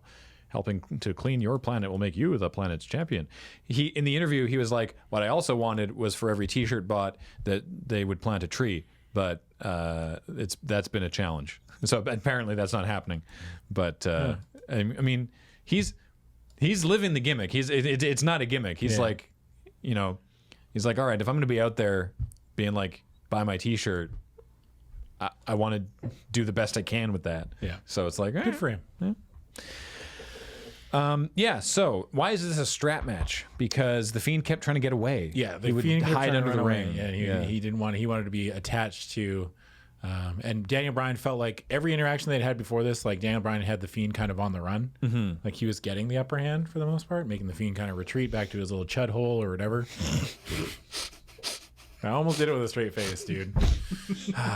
Man. So, yeah, then he was like, well, I want to get, the only logical conclusion is just to attach myself with a 10-foot piece of leather to this maniac, right? Someone I was watching it with did bring up the question of to whether or not it was vegan leather. Oh, yeah, that's a good point. This was Daniel Bryan's idea. Yeah. Anyway. Was it vegan leather? I- Is the strap really that long? It's like 10 feet. It's long. It's long. Wow, It's okay. long enough for Yeah. them to like. Also, they could get, despite the ref sort of doing a thing where he like grabs it and like jiggles it near their wrist, they could absolutely get out of the strap at any time. Yeah. Like there's no cinching mechanism. They just put their wrist through it and then go, I agree to hold on to I it. agree to the bindings of the contract. Yeah, I agree to pretend this is holding on. Anyway, so a lot of this match is Bray Wyatt whipping Daniel Bryan and raising massive welts. Yeah. That's a lot of this match. And the thing getting really twisted. Yeah. The strap gets They real kicked the crap out twisted of up. Yeah. It This was, great. and it was lit normally, Yeah, no more red lights. which is probably for the best. They could have done a half measure and still made it visible, but it had like red mood lighting. No, Graham, no. Okay. We've decided. No more red lights. I have spoken. So, yeah, I'm trying to remember anything from this match apart from the part where I got really, really angry at Kevin Dunn, Oh, the director. yeah. Because there's the bit where they're on the announce table and the Fiend is lying on the announce table and Bryan starts whipping him with the strap. And there's a camera. Please, it's a belt, not a strap. There's a camera on the audience side of the announce table and there's a camera on the ring side of the announce table. Title. And both of them are following the strap, like up when he raises in the air and down on the Fiend and up and down and up and down and up and down with every single thing. And then it is cutting between them every other hit. And it was nausea inducing. Yeah. It was unnecessary and terrible. It was like badly shot and badly cut. It was just like da da da da da da da da da da da. Striking off all the boxes. Badly shot, badly cut, boring. It was No, just it wasn't not, boring. just terrible editing. So, But not the most egregious editing of the night. But we'll get to that yeah, too. at one point, Daniel Bryan has the label lock, or I guess I call it the S lock again. Right. And then he uses the strap as like leverage. It was pretty cool. That looked visual, good because like the mask, Fiend's yeah. mask, it was like the teeth of the mask were like biting on the strap almost, and it was it looked really really cool. Yeah. Yeah, Yeah, I so like then, I like how the Fiend. I like the Fiend. I like the whole thing. Oh, yeah, I they don't. did- I don't like his custom belt, but I like the Fiend. It's really good. Yeah, the custom belt, it doesn't feel like it's a championship. No, I do know? like how when it's Bray Wyatt, it's the actual SmackDown Yeah. title belt, but then the Fiend has this like weird, Has his face on a belt. creepy his face. It's his face on a belt. Yeah, he took his face off and stretched it across the belt. Yeah. Yeah. That was a reference to the Nicolas Cage John Travolta movie, Yeah. Face I Off. was like, man, was he making a face off reference? Yeah. Boy, I love that movie. How you doing, Peach? You okay Great, over there? thanks very Awesome. much for that. So the Fiend gets the mandible claw on Daniel Bryan. And Yeah. just pins him, basically. It was over pretty quickly. Like, it felt very sudden, considering, like, I liked when tempo of he the had the match? mandible claw in the corner, and then Daniel Bryan got him in a like they had each other in like he had the mandible claw, and Daniel Bryan had him in a triangle like over the ropes. Yeah. And then the Fiend powered him back into the ring out of the triangle, which was pretty impressive because like weird leverage with the ropes, I guess, is what we're gonna say is a strap happened. match no DQ? Were there rope breaks? Fuck, I don't know. Probably. Like, I'm trying to think. I assume that everything is no DQ now, unless it's Hated otherwise. I assume any stipulation also carries no DQ because that's how they play them. Yeah. Huh. So probably. So, okay, so Bray Wyatt retains. Yeah. And what happens now? Now I'm curious. We'll have to see who wins the Rumble and figure out who they're going to challenge. Well, yeah, I guess. Yeah. I'm just like, I don't know if they continue on this Daniel Bryan Fiend storyline. I think this is the end of it, right? Maybe? I don't know. The lights go out, the Fiend disappears, Daniel Bryan gets helped out by medical staff. He's just covered in welts. Yeah, it was wild. Yeah. Daniel Bryan welts up real good. Mm-hmm. Well, he's very pale. Yeah. Not as pale as Sheamus, who got some mad welts during the match with Shorty G. Oh, really? Oh, yeah. Right on the butt. Butt welts. Hey, WWE has set a Minute Maid Park attendance record for an entertainment event with 42,715 people in the building. Congratulations. Congratulations. Suck it, Houston Astros. You can't fill a stadium, but WWE can. You bunch of cheaters. See, they always make records at stadiums because they use the floor, right? Their actual footprint of what they need for their carbon footprint? No, they probably have a massive carbon footprint. What they need for the big footprint for the ring and everything is so small that they just fill the rest of the space with chairs. So yeah, the secret is seats. Cram people in like a bunch of animals on an arc. They should do that for football. Just put people on the chairs field? on the field. Yeah, and then they have to navigate them. They'd make football a lot more interesting. Yeah, I would watch that. Yeah, they are rebooting the XFL. Oh, and Vince loves records. Vince, if you're watching, put chairs civilians. Put civilians on the field. Yeah, I love it. Just give them a helmet; they'll be fine. Next, make them pay a premium. Oh, I'm not done with this yet. No, now I got my gears turning. All right, I'm done. Each team has their own layout of they can decide where the aisles go. Yeah. Ooh, all right. I like this. Okay, anyway. Next, the Raw Women's Championship match. Becky Lynch defends against Asuka, joined at the ringside by Kairi Sane. Yep. This match was awesome. This match was great. I loved this match. This definitely had the most full storyline going into it. Yes. Because again, the reminder, it was that last year at the Rumble, Becky lost to Asuka and won the Rumble and then won the title, but never beat Asuka, and then feels that the powers that be are protecting her and keeping her away from Asuka because she is too valuable as a champion to them. Yes. And so that they don't want to put her in harm's way, and they think that Asuka will be the one to defeat her. And she needs to prove this to herself. Yes. And it's great. Mm-hmm. And yes, this match is real good. And I appreciate that Kairi Sane was not involved. Yeah, she didn't interfere whatsoever. It was a very clean match. She was like maybe distracting, but not. She wasn't like, "Hey, look over here." You know, she was there. Yeah, but certainly didn't certainly didn't get physically involved in the match. Yeah, well, how do you describe this as apart from just great? Like what's like what? I'm trying to recall. This was all last night, but we do the Royal Rumble drinking game still, so I'm having trouble recalling specific moments. It was just super hard hitting, and there was a lot of really great moments of Becky trying to put Asuka in the disarmor, and it felt like a fight. Yeah, it really did. It felt like a fight, and these are two of I would say probably the two best women on your roster. Oh yeah, and I don't think it's that close. Yeah, no. I guess Charlotte's great, but I've never really dug Charlotte's in ring work. Mm-hmm. You know what I mean? Like, no, I've I agree always with you. been more of a Becky or a Asuka or Sasha person. Yeah, I agree. And I just have a hard time either rallying behind Charlotte or really disliking her when she's a heel, depending on what side of the story she's on. Where was Sasha tonight? She's injured, I think. Like they're either she's actually legit injured, or they're playing up the injury. Playing up the injury that we had like a couple weeks ago when she had to get substituted in for. But yeah, it's good. I really love this new Asuka. Yeah. Not that it's that new, but they're like just letting her speak in Japanese, which is far more terrifying than just like letting her talk in broken English, right? Mm-hmm. When she starts just yelling in Japanese, I'm like, I'm sorry, I'll leave. Like, you know, like She sounds so aggressive. I Yeah. like that Becky called out in the weeks leading up that she called out her YouTube channel, which is great, right? Because there's people even in our comments that were like, "Thank you for mentioning that," because I went and watched it and it's great. Yeah. But yeah, the Becky was like, I've been, out here busting my ass, defending my title, doing all of this. You've been, making noodles on YouTube. Yeah, putting together gamer chairs. Yeah.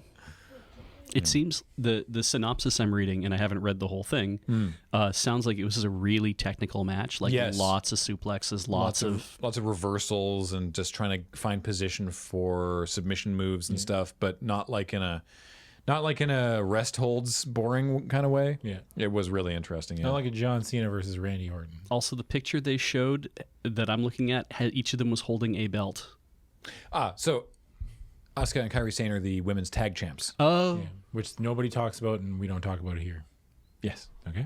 Nobody talks about the tag belts. Okay. Least of all us, because Okay. Because they never talk about it. And if they don't talk about it, we can't talk about it. was this? That's how it works. Like, if they never do anything with them, we can't talk about them. fair. Was this a good story at least? Yeah, no, this story match was was a awesome. great story. Okay. Yeah. So the ending of the match is what the part that I love the most is that Asuka went for the green mist. Yeah. And then Becky kicked her in the stomach, and there's this great visual of Asuka going Just and spraying the up in the mist air. straight up in the air, and then got put in the disarmer, and she tapped out. goes all over Asuka's face. Yeah.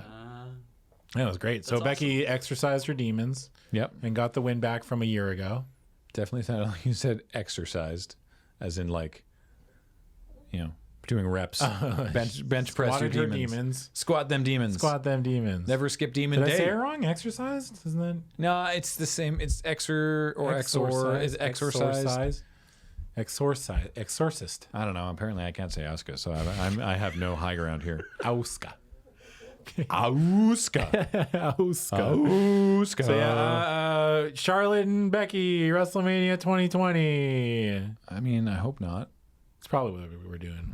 Well, And they'll do it in a elimination chamber match where they clone each other 3 times. And then we have to decide which one's the real Becky and which one's the real Charlotte. I would watch that. I would watch the heck out of that too. Yeah. We just have to invent cloning. Like they haven't invented it already. Oh, I'm looking at you. Illuminati. Yeah. We know you're listening. Obviously. One of them spills their coffee. Yeah, they're listening. They're onto us. Hit the button. And then the trap doors open and we can grab fall away. The Street Profits are backstage and they talk about how the Rumble is going to be fun. And they beatbox people's theme songs. Honestly, Pretty good. very well. Yeah. The beatboxing was good beatboxing. Yeah. Good job. Booker T is out there to be special guest commentator on the match. And this is when I'm not a huge fan of Booker. Like as a commentator. You go, oh, shucky ducky. I mean- yeah. So he was commentator on Raw for a while, right? Yeah. And I was like, oh God, Booker T. And then they replaced him with Coach. And I was like, fuck, come back, Booker T. I'm sorry, come back. Yeah, I'm sorry for what I said. I said it in anger. So yeah, it's whatever. I'm fine. We were talking so much anyway. Ah, yeah. Then yeah, this is when Michael Cole announces that Rusev and Bobby Lashley will not be in the Rumble because they got into a big fight earlier today and cannot compete. So really looking forward to Raw. He said, lying. Anyway, Did they do anything on the Go Home episode of Raw?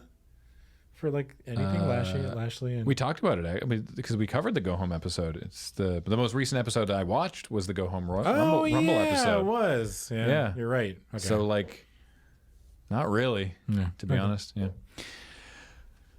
All right, and now the last match of the night, the men's Royal Rumble match. It was weird. It was a 15-man Royal Rumble. Drew McIntyre was number 1. Oh, that was a good joke. Oh, man. Did you leave the room for 20 minutes? Like, No. Just so wait, Beach. So the gimmick was Yeah. It's a gimmick, brother. You worked yourself into a shoot. that the Brock Lesnar entered the Rumble at number 1. Yes. Which they did on purpose, Yeah. according to Paul Heyman, On purpose. because he wanted to just prove that He's the best. He's the best, and it's like, great, I'll win the Rumble, then I don't have to fight anybody at Mania. yeah. Which doesn't make sense, because if you're Brock Lesnar, the character that they're portraying as Brock Lesnar, you would want that WrestleMania payday. Yeah. And I don't think they're going to let him just suplex himself, as much as that would be funny. Man. I still love that suggestion. Yeah, please. Yeah. I'm begging you. So Brock Lesnar comes out. He gets in the ring. Yeah. Number 2 is Elias, a returning Elias, because he'd been injured for a while, right? Well, he had been playing like music and stuff. I failed he? to mention on SmackDown that Elias was around. Okay. And he'd show up, play a song about a storyline that's going on. Oh. And then I feel like I haven't seen Elias in 3 years. yeah, no, he hasn't been doing anything other than the usual Elias stuff. He's way better as a heel. He's like a babyface now. Oh. So it's like Weird. yeah. Okay. Him and Braun Strowman had a tag match on the Go Home episode against Nakamura and Cesaro, and it was fine. I actually just realized that I'd never really heard Elias's theme music, because every time we see him, Yeah. it sucks. It's bad. His theme music isn't good. Oh. They played it. Every time, it's always just Ladies and Gentlemen Elias and like a guitar strum. Yeah. I didn't know he actually had He has theme theme music. It's not good. Weird. It's strange. Yeah. So yeah, Elias sings a song called Sacrificial Lamb. He's referring to himself. Yeah. And so yeah, everyone God, does WWE is so subtle. does the Walk with Elias chant, and he gets to the ring, and Lesnar takes him down, shoulders him, suplexes him, hits him with his own guitar, and eliminates him. And the guitar doesn't fucking break. He hits him with the wrong side, for one thing. Dude. But I did like If a big gorilla hits you with a guitar and it doesn't break. I did like that he hit him with the guitar and it didn't totally break, and then Lesnar, without looking, was just like yeet, and threw it over his shoulder into the out of the ring. Yeah. Yeah. What's the damage modifier on the guitar not breaking? It's got to be more high. damage, I right? mean, we didn't even mention that the Daniel Bryan and the Fiend, that the announce table didn't break Yeah. when he was doing Oh it. yeah, that's like an extra 200% damage. Yeah, that has to hurt. Yeah. So number 3, Eric Rowan. He comes out with his cage. He gets in the ring. He runs the ropes, and he does, when you run the ropes, you like sort of go like bounce, and then to launch yourself back in. And Eric Rowan went like bounce, and then Lesnar just went keep going. So Eric Rowan's eliminated. Yeah, and he took his cage back. Yeah. Yeah. Number 4, Robert Roode. Glorious. What if in the cage is just a smaller Brock Lesnar? Like a phylactery, if Brock Lesnar ever dies, and then he'll release it and be like, haha, you thought you were free of Brock Lesnar? Here's another Brock Lesnar. There's so many things. Actually, this cage, now that I'm thinking about it, this cage is the best thing they have right now. There's so many possibilities. You would not believe the looks on the faces of the people I was watching wrestling with when I was like, so just so that you're up to speed, Seth Rollins is the main heel on Monday Night Raw, and the main faces on Monday Night Raw are Samoa Joe and Kevin Owens. Yes. And they're like, I'm sorry, did you say the 2 faces on Monday Night Raw are Samoa Joe and Kevin Owens? And I was like, yes, they are the good guys. Yeah. So, yeah. Now I'm just thinking about what's in the cage. If you ever see me just staring off, like that's you're what like, he's Adam, thinking you think about. about what's in the cage again? I'm like, yeah, you got me. Hey, buddy, what you thinking about? IDK, just cage stuff, I guess. IDK. Remember that game MDK? Yes. Yeah, it was a good one. Yeah. I don't know why I just felt the need to bring that one up. Made by BioWare. Yeah. Yeah, it was. Yeah. Yeah. They used to be a medical company. They're from Edmonton, Alberta. Oh, Yeah. it's your people. So, yeah, Robert Roode. Yeah.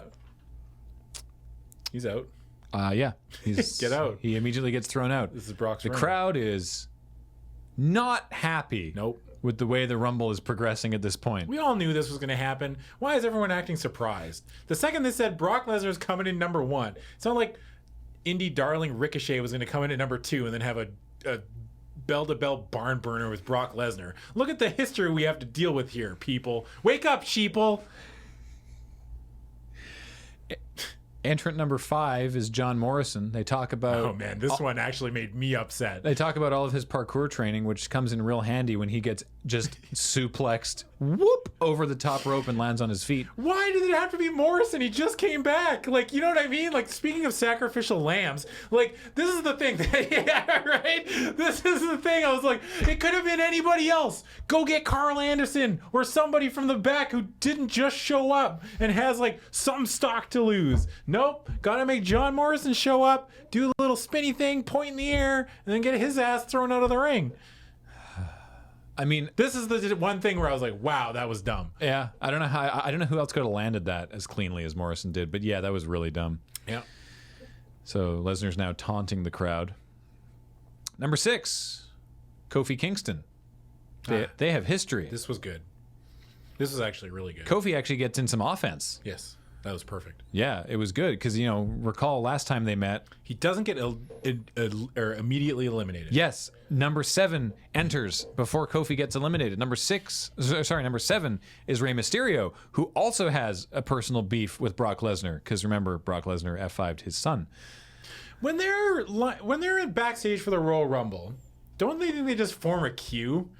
And like Brock can just look back and see what order they're coming in. You would think. Yeah, you know what I mean? Like there's just a big line, and then Kofi and Ray are like. What right next to confuses each me other. is when there's situations like this where it's like someone comes out and it's just Brock out there, and it's like, were you not watching? Did you not see backstage what's been happening that someone goes out and immediately gets through? What do you not want to like?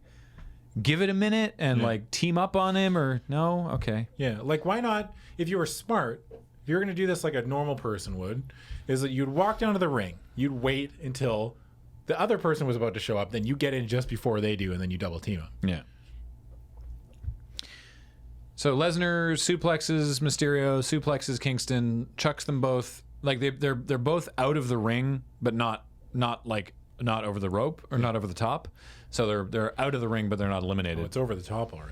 Number 8, Big E. Yeah. He's not oily. No. So that whole segment was for naught. Wow, what a waste of our time. Thanks, WWE. So Big E Goes goes. storyline down the drain. This is great. The ring general, Big E Langston, goes to check on Kofi and Ray, and it's like, okay, are you guys all right? All right. Let's form a plan here. And they sort of spread out, and Lesnar's like, ooh, I maybe should have focused on eliminating them when I had the opportunity there. Yeah. They spread out, and they all rush the ring at the same time. And they like fight back and forth. He gets into it with Big E. Kofi hits a Trouble in Paradise. Mysterio hits a 619. Yeah. They put him in the corner. Big E hits a big ending too, right? Yeah, Big E hits a big ending. They put Lesnar in the corner. Big E gets on the ground so that Kofi can run and launch off of Big E's back into like a corner spot. It's the thing that they do in their tag Which, matches. when you really think about it, it's really dumb. Yeah. Like, it doesn't add anything. You just make the person go a little bit higher in the air. So Mysterio jumps off of Big E's back. Lesnar catches him and throws him over. Yeah. And then Lesnar jumps off Big E's back to hit Kofi with a clothesline. Yes. That was great. Yeah. That was a fun moment. This section of the Rumble was bad. Yes. It was not good, Yeah. but it had a few entertaining moments. Yeah. And that was a very entertaining moment. Now, when Lesnar launching off of Big E. I think it was at this point that my favorite line of the night came from Michael Cole. He said, and I quote, maybe not directly, but paraphrase, "I don't want anybody to sit here and tell me how much of a part-timer Brock Lesnar is, and he's never around, and he never defends his title, and now look at him." I missed that. Yeah. Is so all these early parts of this match so far have been, oh, you're out in 8 seconds, you're out in 9 seconds. Easy paycheck, brother. Does he just stand there for the intervening time, or do they say, okay, well, we'll ring the next one and bring the next one? I mean, out? they fudge the time, but yeah, there's a lot of him standing there, like taunting the crowd, Like waiting Paul for Heyman the will next hand him the person. belt, and he like stands there in the ring. And he's Okay. I'm the champion. Because I kind of feel like that would really lose a lot of momentum if you're spending like every 2 minutes you dump a guy in 8 seconds. It's like now I got to spend a No, minute there's a 30, lot of so- there's a lot of anger from the crowd to sustain during that during Okay, that time. good. You underestimate how angry wrestling fans can actually get. So he About eliminates nothing. Big E, and then he eliminates Kofi. So he's alone in the ring again. Yeah. Number 9, Cesaro, you poor man. Yeah. He hits him with some European uppercuts, which is where He you hit him twice. where you use like your inner elbow. Yeah. It's the European uppercut. Anyway, Lesnar suplexes Cesaro over the top rope. Yep. See you later. Yeah. Number 10, Shelton Benjamin. Oh yeah. Yeah. We were just Former- asking about him yesterday or that last episode, weren't we? Yeah. Yeah. Former college roommates. Yeah. They were roommates. They were roommates. No, actually, former college roommates, and they were on a tag team together in OVW, the old development territory. Yeah. And so Shelton Benjamin comes out, and Lesnar's like, he's like got a big grin. He's like, "Oh, look who it is!" And Paul's like, and Paul Heyman is like, "Hey, look, Brock, look, it's Shelton." And Brock's like, "This is so cool." Yeah. All right. He's like slapping his chest and being like, "Yeah, man, what's up?" You know, Me, Brock. You, Shelton. fist pumping in the air. friend. Shelton gets there. He hugs Paul. Paul is like, "I am so," you can hear him. He's like, "I'm so happy to see you." You know, Shelton gets in the ring and he's like, "All right, you know, this is awesome." They hug, you know, like they shake hands, they hug, they hold for like a little too long. And I'm like, Brock's just going to suplex him. Not like a little too long because it's like I'm worried about male intimacy. I mean, I'm suspicious of Brock Lesnar. Yeah. And then they break the hug and they're like, "Hey, you know what we should do? You and I should work together on the people that are coming out here." And Shelton's like, "That sounds great." And then they sort of like get into like a prep position but they like go- this they get into a- with Shelton, like butt towards Lesnar. like that's great. I'm going to prepare to fight the next guy by setting up for you to suplex me. Yeah, but they weren't even, I don't think they were even facing the entrance ramp. They faced like a direction of the crowd. And they're like, "Bring it on." And I was like, who are you looking at? Yeah. Who are you guys getting ready for? It's probably still another minute till somebody shows up. I wish they hadn't had Brock turn on Shelton. They both just stood there for a minute and just like, all right. So what was the look on his face like when he got eliminated by Brock? Because he Shock. did, right? Yeah. Oh, yeah. No, Lesnar suplexed him over the rope. He was just like, I mean, I feel like he was confused, but like, that was on me. Yeah. Yeah. Next, number 11, Shinsuke Nakamura, Yeah. Intercontinental Champion. This is a Shinsuke matchup Nakamura. I want to see, and they didn't let us see it at all. He got some kicks. Yeah. He kicked him a couple times. And then he just sort of like picked him up and dropped him outside. Yeah. So that's Shinsuke Nakamura eliminated. Number 12, MVP. Oh, I was so yeah. excited to see the in-ring return of MVP. Yeah. I loved MVP. Montel Vontavious Porter. That's what that stands for. Not most valuable person. I did look it up on Wikipedia earlier, but right. yes, Yeah. but that's pretty ridiculous. That was awesome. I don't know. I always liked MVP. We need a V word.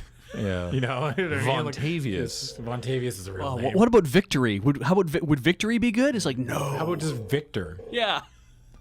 Vontavious? A real ass name? Are you kidding me? Get me a beef wrap. Oh, you can't call him Montel Victor Porter. You have to come up with a different last name. Like Montel Victor. It needs multiple syllables. Praetorian. Montel Victor Praetorian. Yeah, that's a little Roman Empire, Uh-huh. but sure. Little weird, isn't it? A little odd. I mean, so is Vontavious, so I don't. Yeah. Who are we to decide It's a what's lateral move at best, I suppose. As he's making his entrance, Lesnar's dancing to MVP's entrance music. Yeah. I'm coming. Nobody can stop me. No? Okay. He used to have an inflatable tunnel filled with smoke. Yeah. Like that's like it was. There was like a ticking clock, and there was like the preamble lyrics are like 1, 2, get the clock ticking, 3, 4, Yeah, I missed somebody this. stop living. Yeah. Something like that. And there was like this inflatable. Wait, somebody's gonna stop living? Look. Mark Henry's entrance theme is like, "I'm gonna break your neck." Like, I mean, come on. Yeah, that's true. So there's like an inflatable ramp or inflatable tunnel. Yeah. That they would like pump full of smoke, and then when the drop hits of like I'm coming, then he would like burst out the doors, and it would be like "Pwah," and like all the smoke would come out. And I think he had the glitter curtain for a while as well when the pyro was happening. Oh, okay. He'd do like his pose. Anyway, he gets F5'd and thrown over the top rope. Yeah, that was a lot of talk just to tell us that. Yeah. Number 13, newly minted NXT North American champion, Keith Lee. Yeah, this is sick.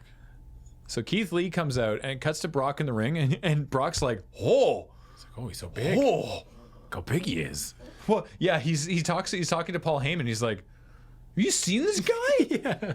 Big boy!" Like he's making gestures. You can tell that he's saying "big boy." Yeah. Right? I swear there's a bit where you can't hear Brock, and he's like, I swear he's saying to Paul, "Look at this motherfucker." Yeah. I swear that's what he said.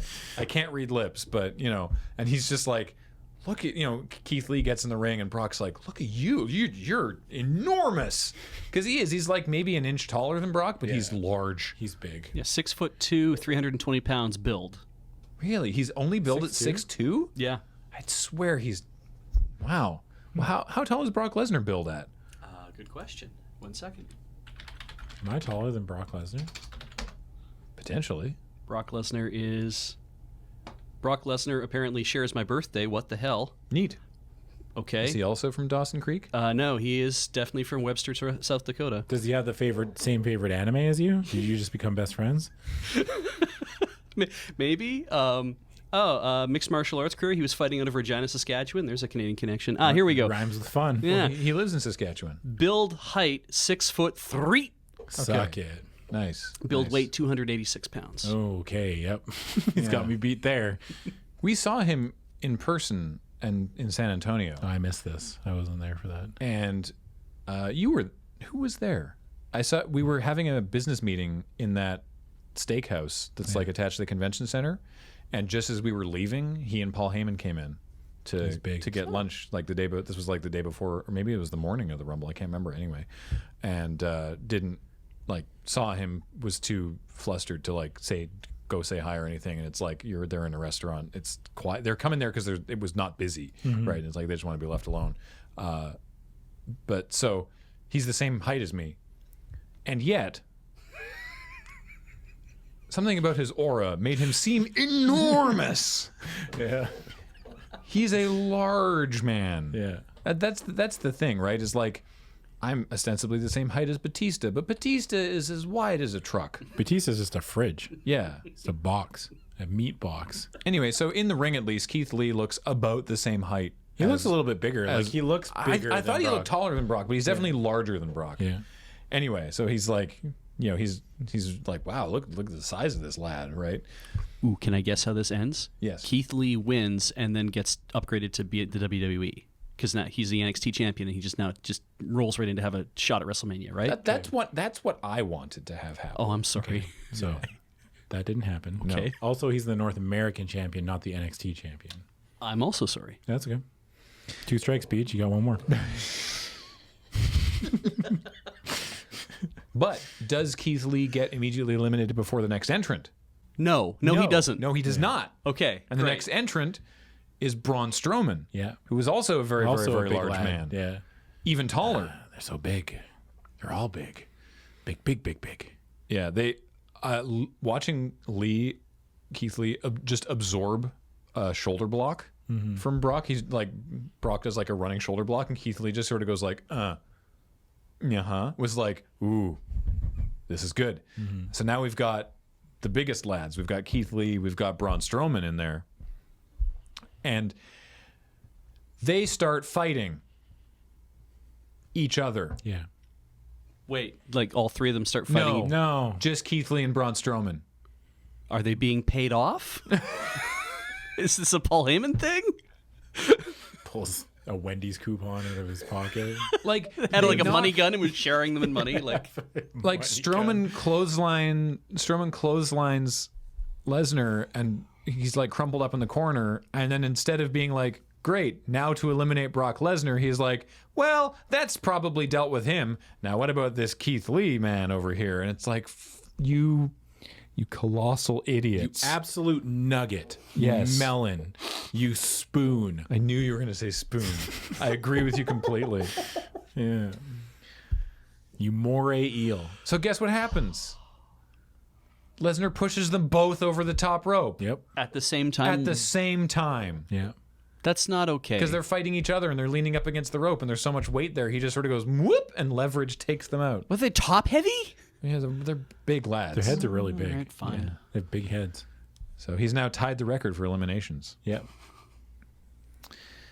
Number 15. Tied with who? Roman? It's Roman, right? I don't. Kane, Roman, surely. No, Roman. Oh, no. beat- It's Braun Strowman. It's Strowman at the 50-man stupid rumble. So his numbers doesn't are count, his though, numbers the are Royal inflated. Rumble? They were saying on commentary that it counts. So they were 13. 13 is the tie. Yeah. Okay. Ricochet comes out. Remember, Ricochet O'Shea. cut a promo on Brock Lesnar on the Go Home show, Yeah. and then Lesnar kicked him in the balls. Haha. That's relevant. We'll come back to it. It's true. Long-term storytelling. Yeah, Ricochet goes for a springboard. week. Yeah, Ricochet goes for a springboard, and Lesnar just catches him Yeah. and chucks him across the ring. Number 16, Drew McIntyre. I remember we were talking about Drew McIntyre. Yeah. He comes out. They have a little stare down. Drew is like 6'5". Drew's huge. Drew's Yeah. like taller than I am, and it's like Yeah. way bigger too. Drew's like, yeah. I think I looked this up last night, and he's like 6'5". He's very, very big. Yeah. Big, big, big, big. So they're having a stare down, and Ricochet kicks Brock Lesnar in the nuts.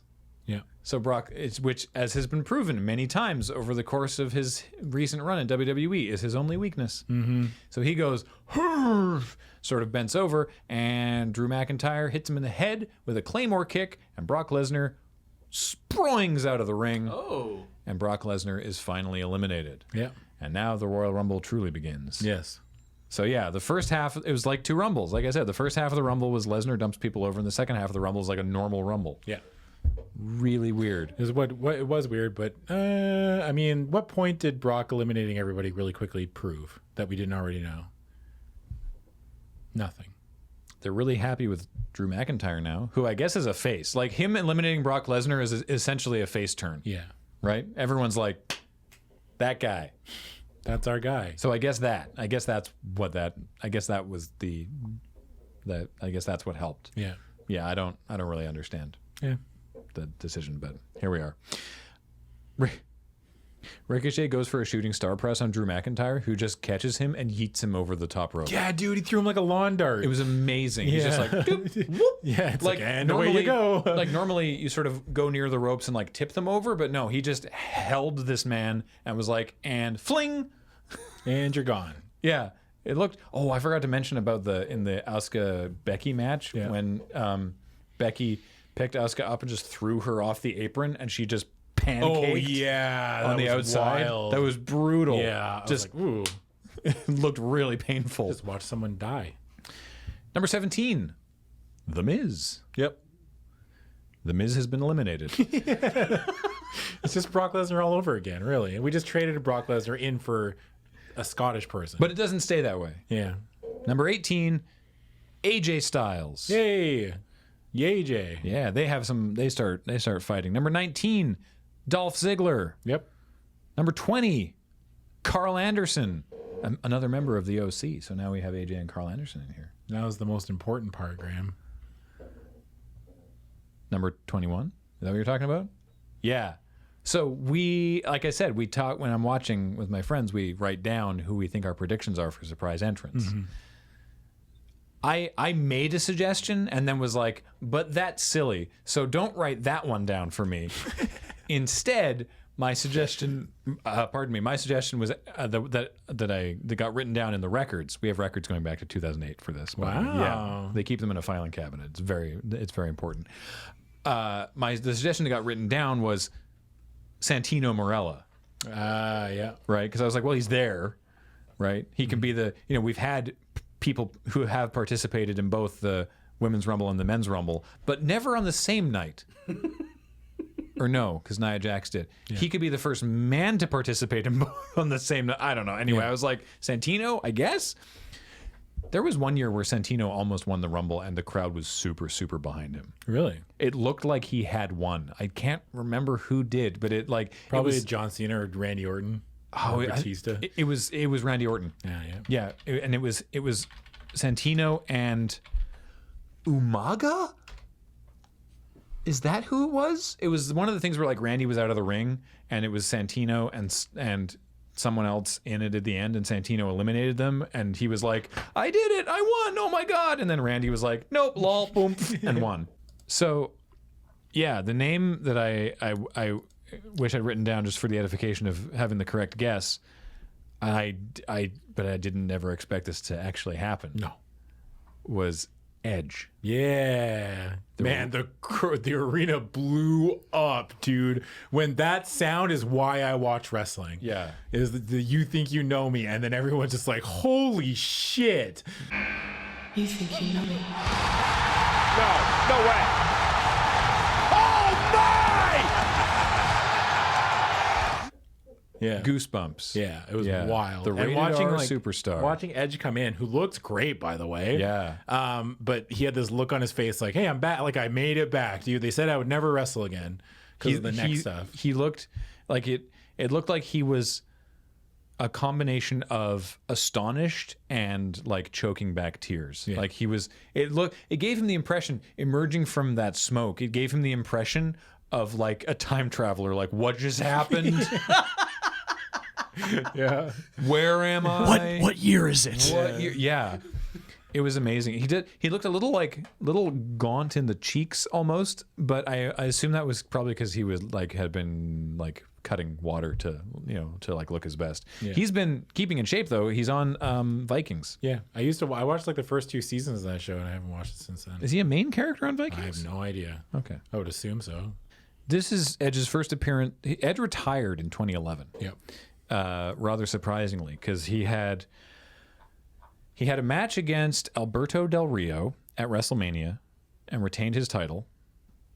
And then he had been feeling some weird pains and like nerve problems with his neck for some time. Felt very bad after that match. Got looked at, and then was it the next night or was there a week? The next night on Monday Night Raw comes out and is like, I have to not only vacate the title, but I have to retire. Yeah. He's like, they've told me if I take one more if I land badly, I'll die. Yeah. It was very sad. It was a very emotional retirement speech. It sucked. And, not to make light of it, I guess he got better. I mean, And then, I would assume he talked to whatever, or to Daniel Bryan about whatever he did, right? Like the same kind of deal. They had different. They had different stuff, but I mean, like, I'm assuming the healing process was roughly similar. Yeah. Kind of like it's the same area. You know what I mean? Like neck and brain are kind of almost. I mean, we're all connected, but it's just like the brain bone is connected.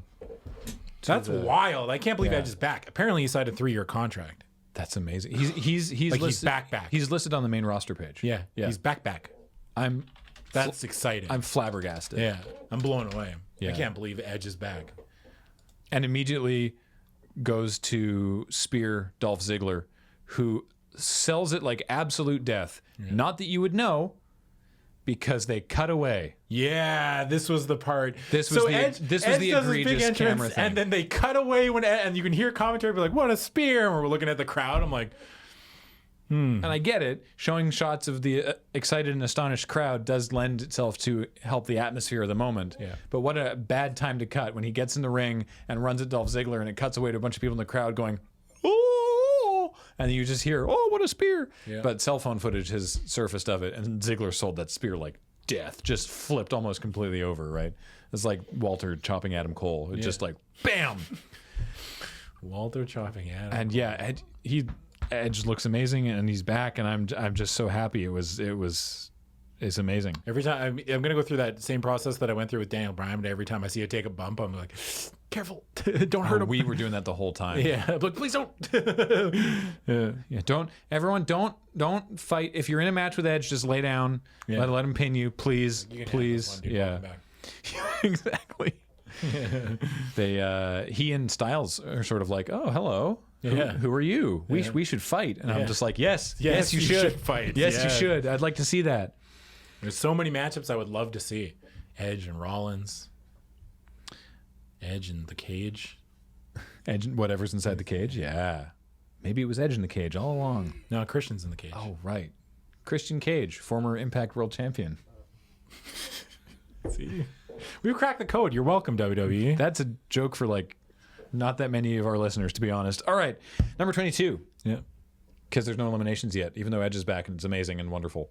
Number 22, King Corbin. Yep. He hits a choke slam backbreaker on Anderson, and he attacks Edge, but Edge then eliminates AJ Styles, who was apparently injured from something that happened there. Yeah. Number 23, bro. Oh, yeah. Matt Riddle. Matt Riddle's here. Yeah. Apparently he had an altercation with Brock Lesnar. That's what. So okay, all the they were spinning this up. Apparently, Riddle had said something about like because Riddle also used to be in MMA, like a legit MMA fighter. Yeah. But he stopped doing MMA because he believes very strongly that medical marijuana should be allowed, like should be a thing that everyone should have access to, and drug treatment or drug testing in MMA means that you can't have it. And so he was like, all right, I'm out. Yeah. Like this is too important. Goodbye. Which is kind of sweet. And that has meant that his NXT character is like a very strong stoner, right? Which is why his theme song starts with bro. Suck, dude. Suck. There was a bit on, I'm paraphrasing, but there was a bit where it was him and Pete Dunne were cutting a promo against another tag team on NXT because they're in the Dusty Rhodes Tag Team Classic. Against people in the finals, the grizzled young veterans. Yeah. And someone said something about like, look, like I'm going to be perfectly blunt, you know, like I want this to happen or whatever, you know, like, and yeah, like then they talk for a while after that, and then Matt Riddle's like, I'm sorry, I stopped paying attention after you said blunt. What was that? It was not that. It was not quite that explicit, but it was definitely a weed reference. And that he was like, I got distracted when you said this other thing. And then it was obviously not planned either. And then Pete Dunne was like, okay, look, my partner's got his head in the clouds, but what I need to say to you.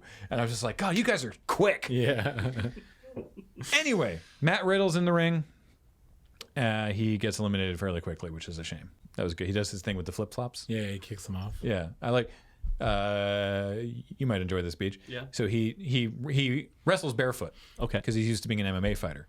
So he walks to the ring in those like Adidas flip-flops that are just like the foot and the one big band. Oh yeah. Right. And so he wears them, climbs up to the outside of the ring apron, jumps over. He does this move where he jumps over the apron, lands in the ring, and then springs back up and kicks both flip-flops off. They just sort of go flying off to wherever. Works for him. To be claimed by the crowd and sold on basically. eBay. His flip-flop Exactly. budget is through the roof. Must be. Costing WWE millions of dollars. I thought these were gonna be like the $5 like thong flip flop things that you buy that are just like a piece of foam with some. Only designer flip-flops. I see. Oh, right. Anyway, sorry. So I was saying this altercation. Apparently, they exchanged words. They were like apparently he and Brock Lesnar, he having previously said things that like if they were both in MMA, he thinks he could take Brock or something like that, even though they're in vastly different weight classes. Because you know he clearly is someone who speaks his mind. They ran into each other backstage, and the apparently like checked in on where they both were with each other. Huh. Right? I think at no point did it become physical. I don't know, but all the headlines are like backstage altercation between Matt Riddle and Brock Lesnar. Internet, No. you lied to me again. Yeah, they do that. Like It's your second strike. by checked in just to be like, we all know this is. I think it was a little bit more like I heard you said some shit about me. And like, What's up with that? I did say some shit about you. It's like, oh, okay. Yeah, like I imagine. It's a lot of posturing, Beach. I don't assume it was a friendly conversation. Okay. But I don't think it was a blow up either. Okay. Right? I mean, yeah, it's just My main goal. number 24, Luke Gallows is next. Yeah. Corbin hits Edge with a deep 6 also at one point in this thing. So, right, AJ's out, but Luke Gallows and Carl Anderson are both still in it. Yeah. Gallows for that WrestleMania main event, brother. Yeah. McIntyre eliminates King Corbin. Yeah. Who looks flabbergasted. They used to be friends, right? Oh, yeah. Right. They were. Gallows and Anderson hit the Magic Killer on Edge. Yeah. And they stand over him and wait for the next competitor, who is... They just wait. They're all just chilling. Yeah. Who is Randy Orton. Randall Keith. And Orton and Edge, the tag team of Rated RKO, they are looking at each other in the ring, and they're like, Randy's like, whoa. Yeah, it's like, oh, you're hey. right. Yeah. He's like pointing to his like chest and abs, like, looking good? Yeah. You're in shape? I should have been watching backstage. What a surprise this is. Yeah, exactly. Yeah, it's like, this is That's cool. the part that always gets me. It's like, what are you doing out here? It's like, you probably just saw, we were at the same workplace. It's like, we probably saw each other at catering. People always act like they haven't seen each other in forever. Yeah. So they're like, hey, we should, little Rated RKO reunion, we should do some stuff here. So then they do. They work together. They eliminate Luke Gallows and Carl Anderson. And then they're like, yay, we're great. Number 26. The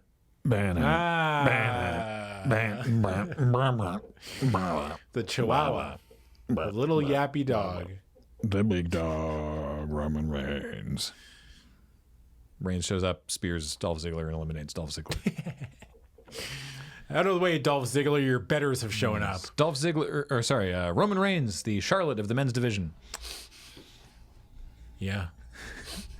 Yeah. Right? It's like, oh, is he winning this one too? Now, if Adam's math works out, he shouldn't win. My math never fails. Because he won the match against Corbin earlier. Yes. By WWE. It's just WWE logic, right? So They rarely tuned. ever, like... Yeah. Number 27, Kevin Owens. Yep. Owens tries to do a pop-up powerbomb on Roman Reigns, but he too big. He powers out of it. Oh, yeah. Well, he fights back. He It's did not like- it to Drew. Yeah. He got Drew up, and Drew is, I think, bigger than Roman, right? Yeah, no, I mean, Roman just Roman powers and out Drew of are it. the same person. Yeah, Owens does his thing with hitting cannonballs into the corners, does some stunners. Yeah. I like that he's using the stunner. It's good. We got one person using the stunner and another person using the mandible claw. Yeah. And nobody uses the pedigree yet. No. Well, no, it doesn't. Rollins used the pedigree for a bit. For a bit, but not anymore. Not right now. What about the rock bottom? Well, that's kind of just a Uranagi, and the Fiend kind of does that. He doesn't drop down with it, but he does, like, he picks them up and slams them down. Right. But doesn't, like, go with them. I guess the rock bottom is just Uranagi with theatrics, Yes. right? Yeah. Okay. Super kick with theatrics. Number 28, Aleister Black, Yep. which is exciting. Gonna kick some people. Yep. McIntyre goes for a Claymore kick. He fights back with a Black Mass. Number 29, Samoa Joe, who immediately starts fighting with Kevin Owens. Yeah. I just like they were like, hey, look, it's every man for themselves, to the extent that I'm not even going to try working together with you. Yeah.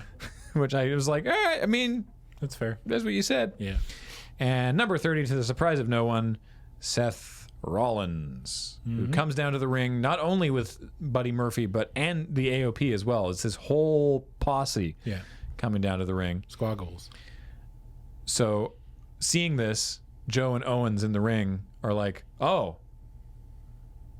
let's just go deal with this now. And they get out of the ring and run up the ramp and start fighting with them. Yeah. They just voluntarily off themselves out of the Royal Rumble? No, under the ropes. Under the ropes. Oh. Yeah. Thank you. Okay. Yep. Don't worry, Beach. So this Wrestlers aren't idiots. Well, oh, there is a clip from earlier in this show where I'm pretty sure you say the opposites. I say stuff all the time. I say lots of things, Beach. What, do you call me a liar? There is a clip earlier in the show where I probably say the opposites.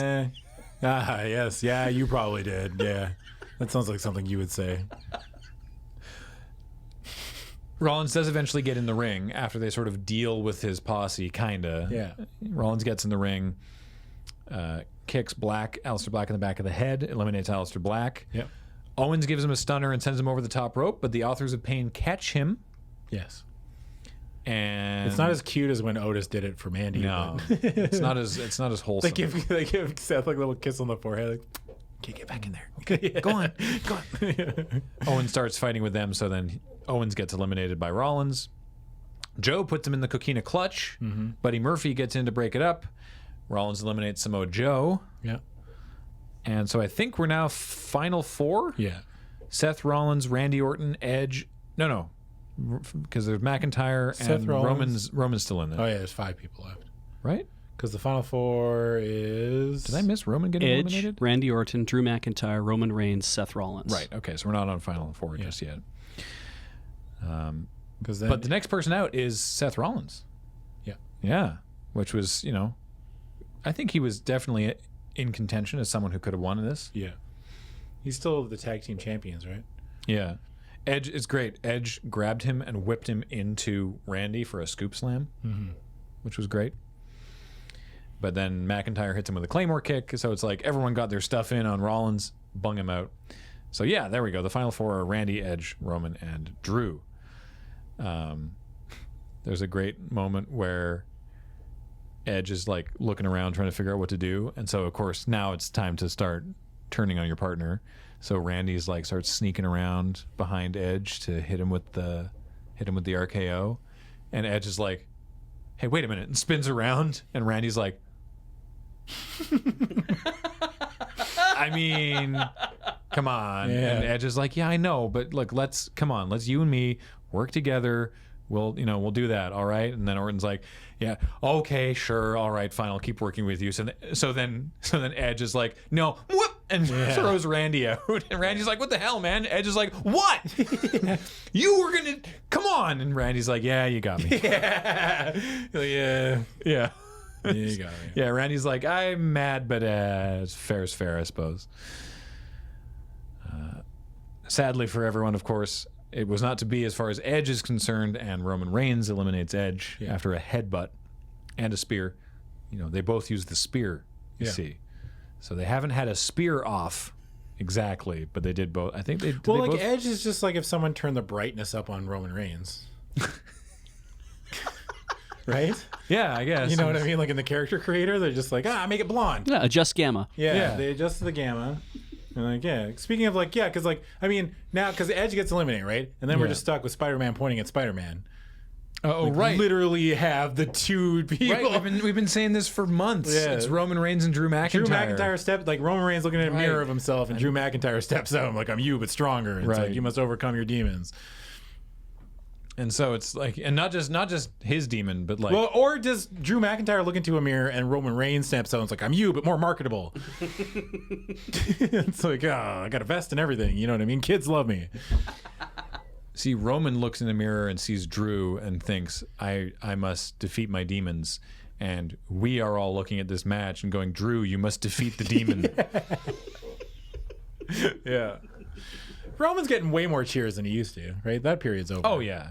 Yeah, definitely. Roman has his fans. Yeah. It's probably not us. I don't hate him. No. But he's not my favorite. Correct. Yeah. Yeah. So, yeah, Reigns... I'm sure he's very nice in person. Reigns hits a Superman punch Yep. on Drew McIntyre, who narrowly avoids being eliminated, hits Roman with a Claymore kick, picks him up, and chucks him over the top. Hey. And your Royal Rumble winner is Drew McIntyre. And my logic worked out, which makes me correct. Yep. And that's the best kind of correct. Being correct. Yeah, just being 100% correct. Yeah. That's the best kind. And he points at the sign, Oh, they love that. and all the pyro goes off. So Drew McIntyre is going to challenge, I guess, either It'll be Brock. Brock, it's got to be Brock, or I mean, he the eliminated Fiend. Brock, right? Yeah. Like, there's their storyline. Yeah. And then Roman's going to fight the Fiend. That makes Still, sense, I suppose. Right? They'll Yeah. have like a 4-way to determine a number 1 contender. And then Roman will be like, I'm tired of you terrorizing this locker room. I'm the leader. bark, bark, bark. And the Usos will show up like, yeah, Oos, get him. And then the Fiend's like, yowie, wowie. Oh no, my goose is cooked. And then they're going to have the match. Then Roman's going to win. And then they're going to end the show with pyro. Somebody write that down because I think it's all going to come true. That exactly. I hope Bray says my goose is cooked at some point because I'll be like, I got it. Yeah. Wow. Story-wise, does that feel good that Drew McIntyre is... It's just another. Yeah. We got to kill Brock Lesnar. Yeah, Right? so that's the problem. It's just It's another like- beat. The beast has to be slain once again. So I like the story for Drew Yes. because he did cut a promo, and they mentioned it again on commentary tonight after he won, that he was in WWE before, specifically as Vince McMahon's chosen champion was his gimmick. Went away, came back, and at no point he has never even had a title shot. He's not just never won the title, he's never had an opportunity. And now he finally he probably did, but you could tell from his face he almost broke down crying in the ring. Yeah. Because it's like you get to finally have a shot at the championship in WWE, and it's going to be at WrestleMania. Yeah. Right. So it's like it's great for Drew, and like his work recently, and especially in the Rumble, has solidified him as a face, which is kind of surprising because he was definitely wasted as a heel for a long time there. Yeah. And I think he'll do very well as a face, honestly. I honestly think he's a better face than he is a heel. Probably. I mean, like I guess that remains to be seen because he's always been a heel, really. Well, he was a face in NXT. Oh well, all right. I wasn't watching NXT at that point, so. Yeah. Back But before he got that injury. the storyline for the feud is exactly like Adam says. It's just like we must defeat the evil. Yeah. Gonna bring it back, baby. How can we? Evil's How been can? defeated. How can we kick him in the nuts at WrestleMania? Yeah. Sneak. And it'll just be the same build up that if it he was can- last year and the year before that when they had to defeat Brock, like when Roman had to defeat Brock, but he didn't, and then Seth had to defeat Brock, and then he did, and then they're gonna be like, Brock's out of your league. Brock is an actual athlete. Brock is the alpha. Brock is the dominating force in this industry, and you'll never beat him. Here's a spoiler. Here's he's a gonna win at spoiler, he's gonna WrestleMania. win, and then Maybe Drew will be like, no, if he he won't. like slips Ricochet into his boot, so that during the match he can just be like, while the ref is distracted, pull Ricochet out and have Ricochet kick him in the nuts. No, you pull Ricochet out because Ricochet is a gun, right?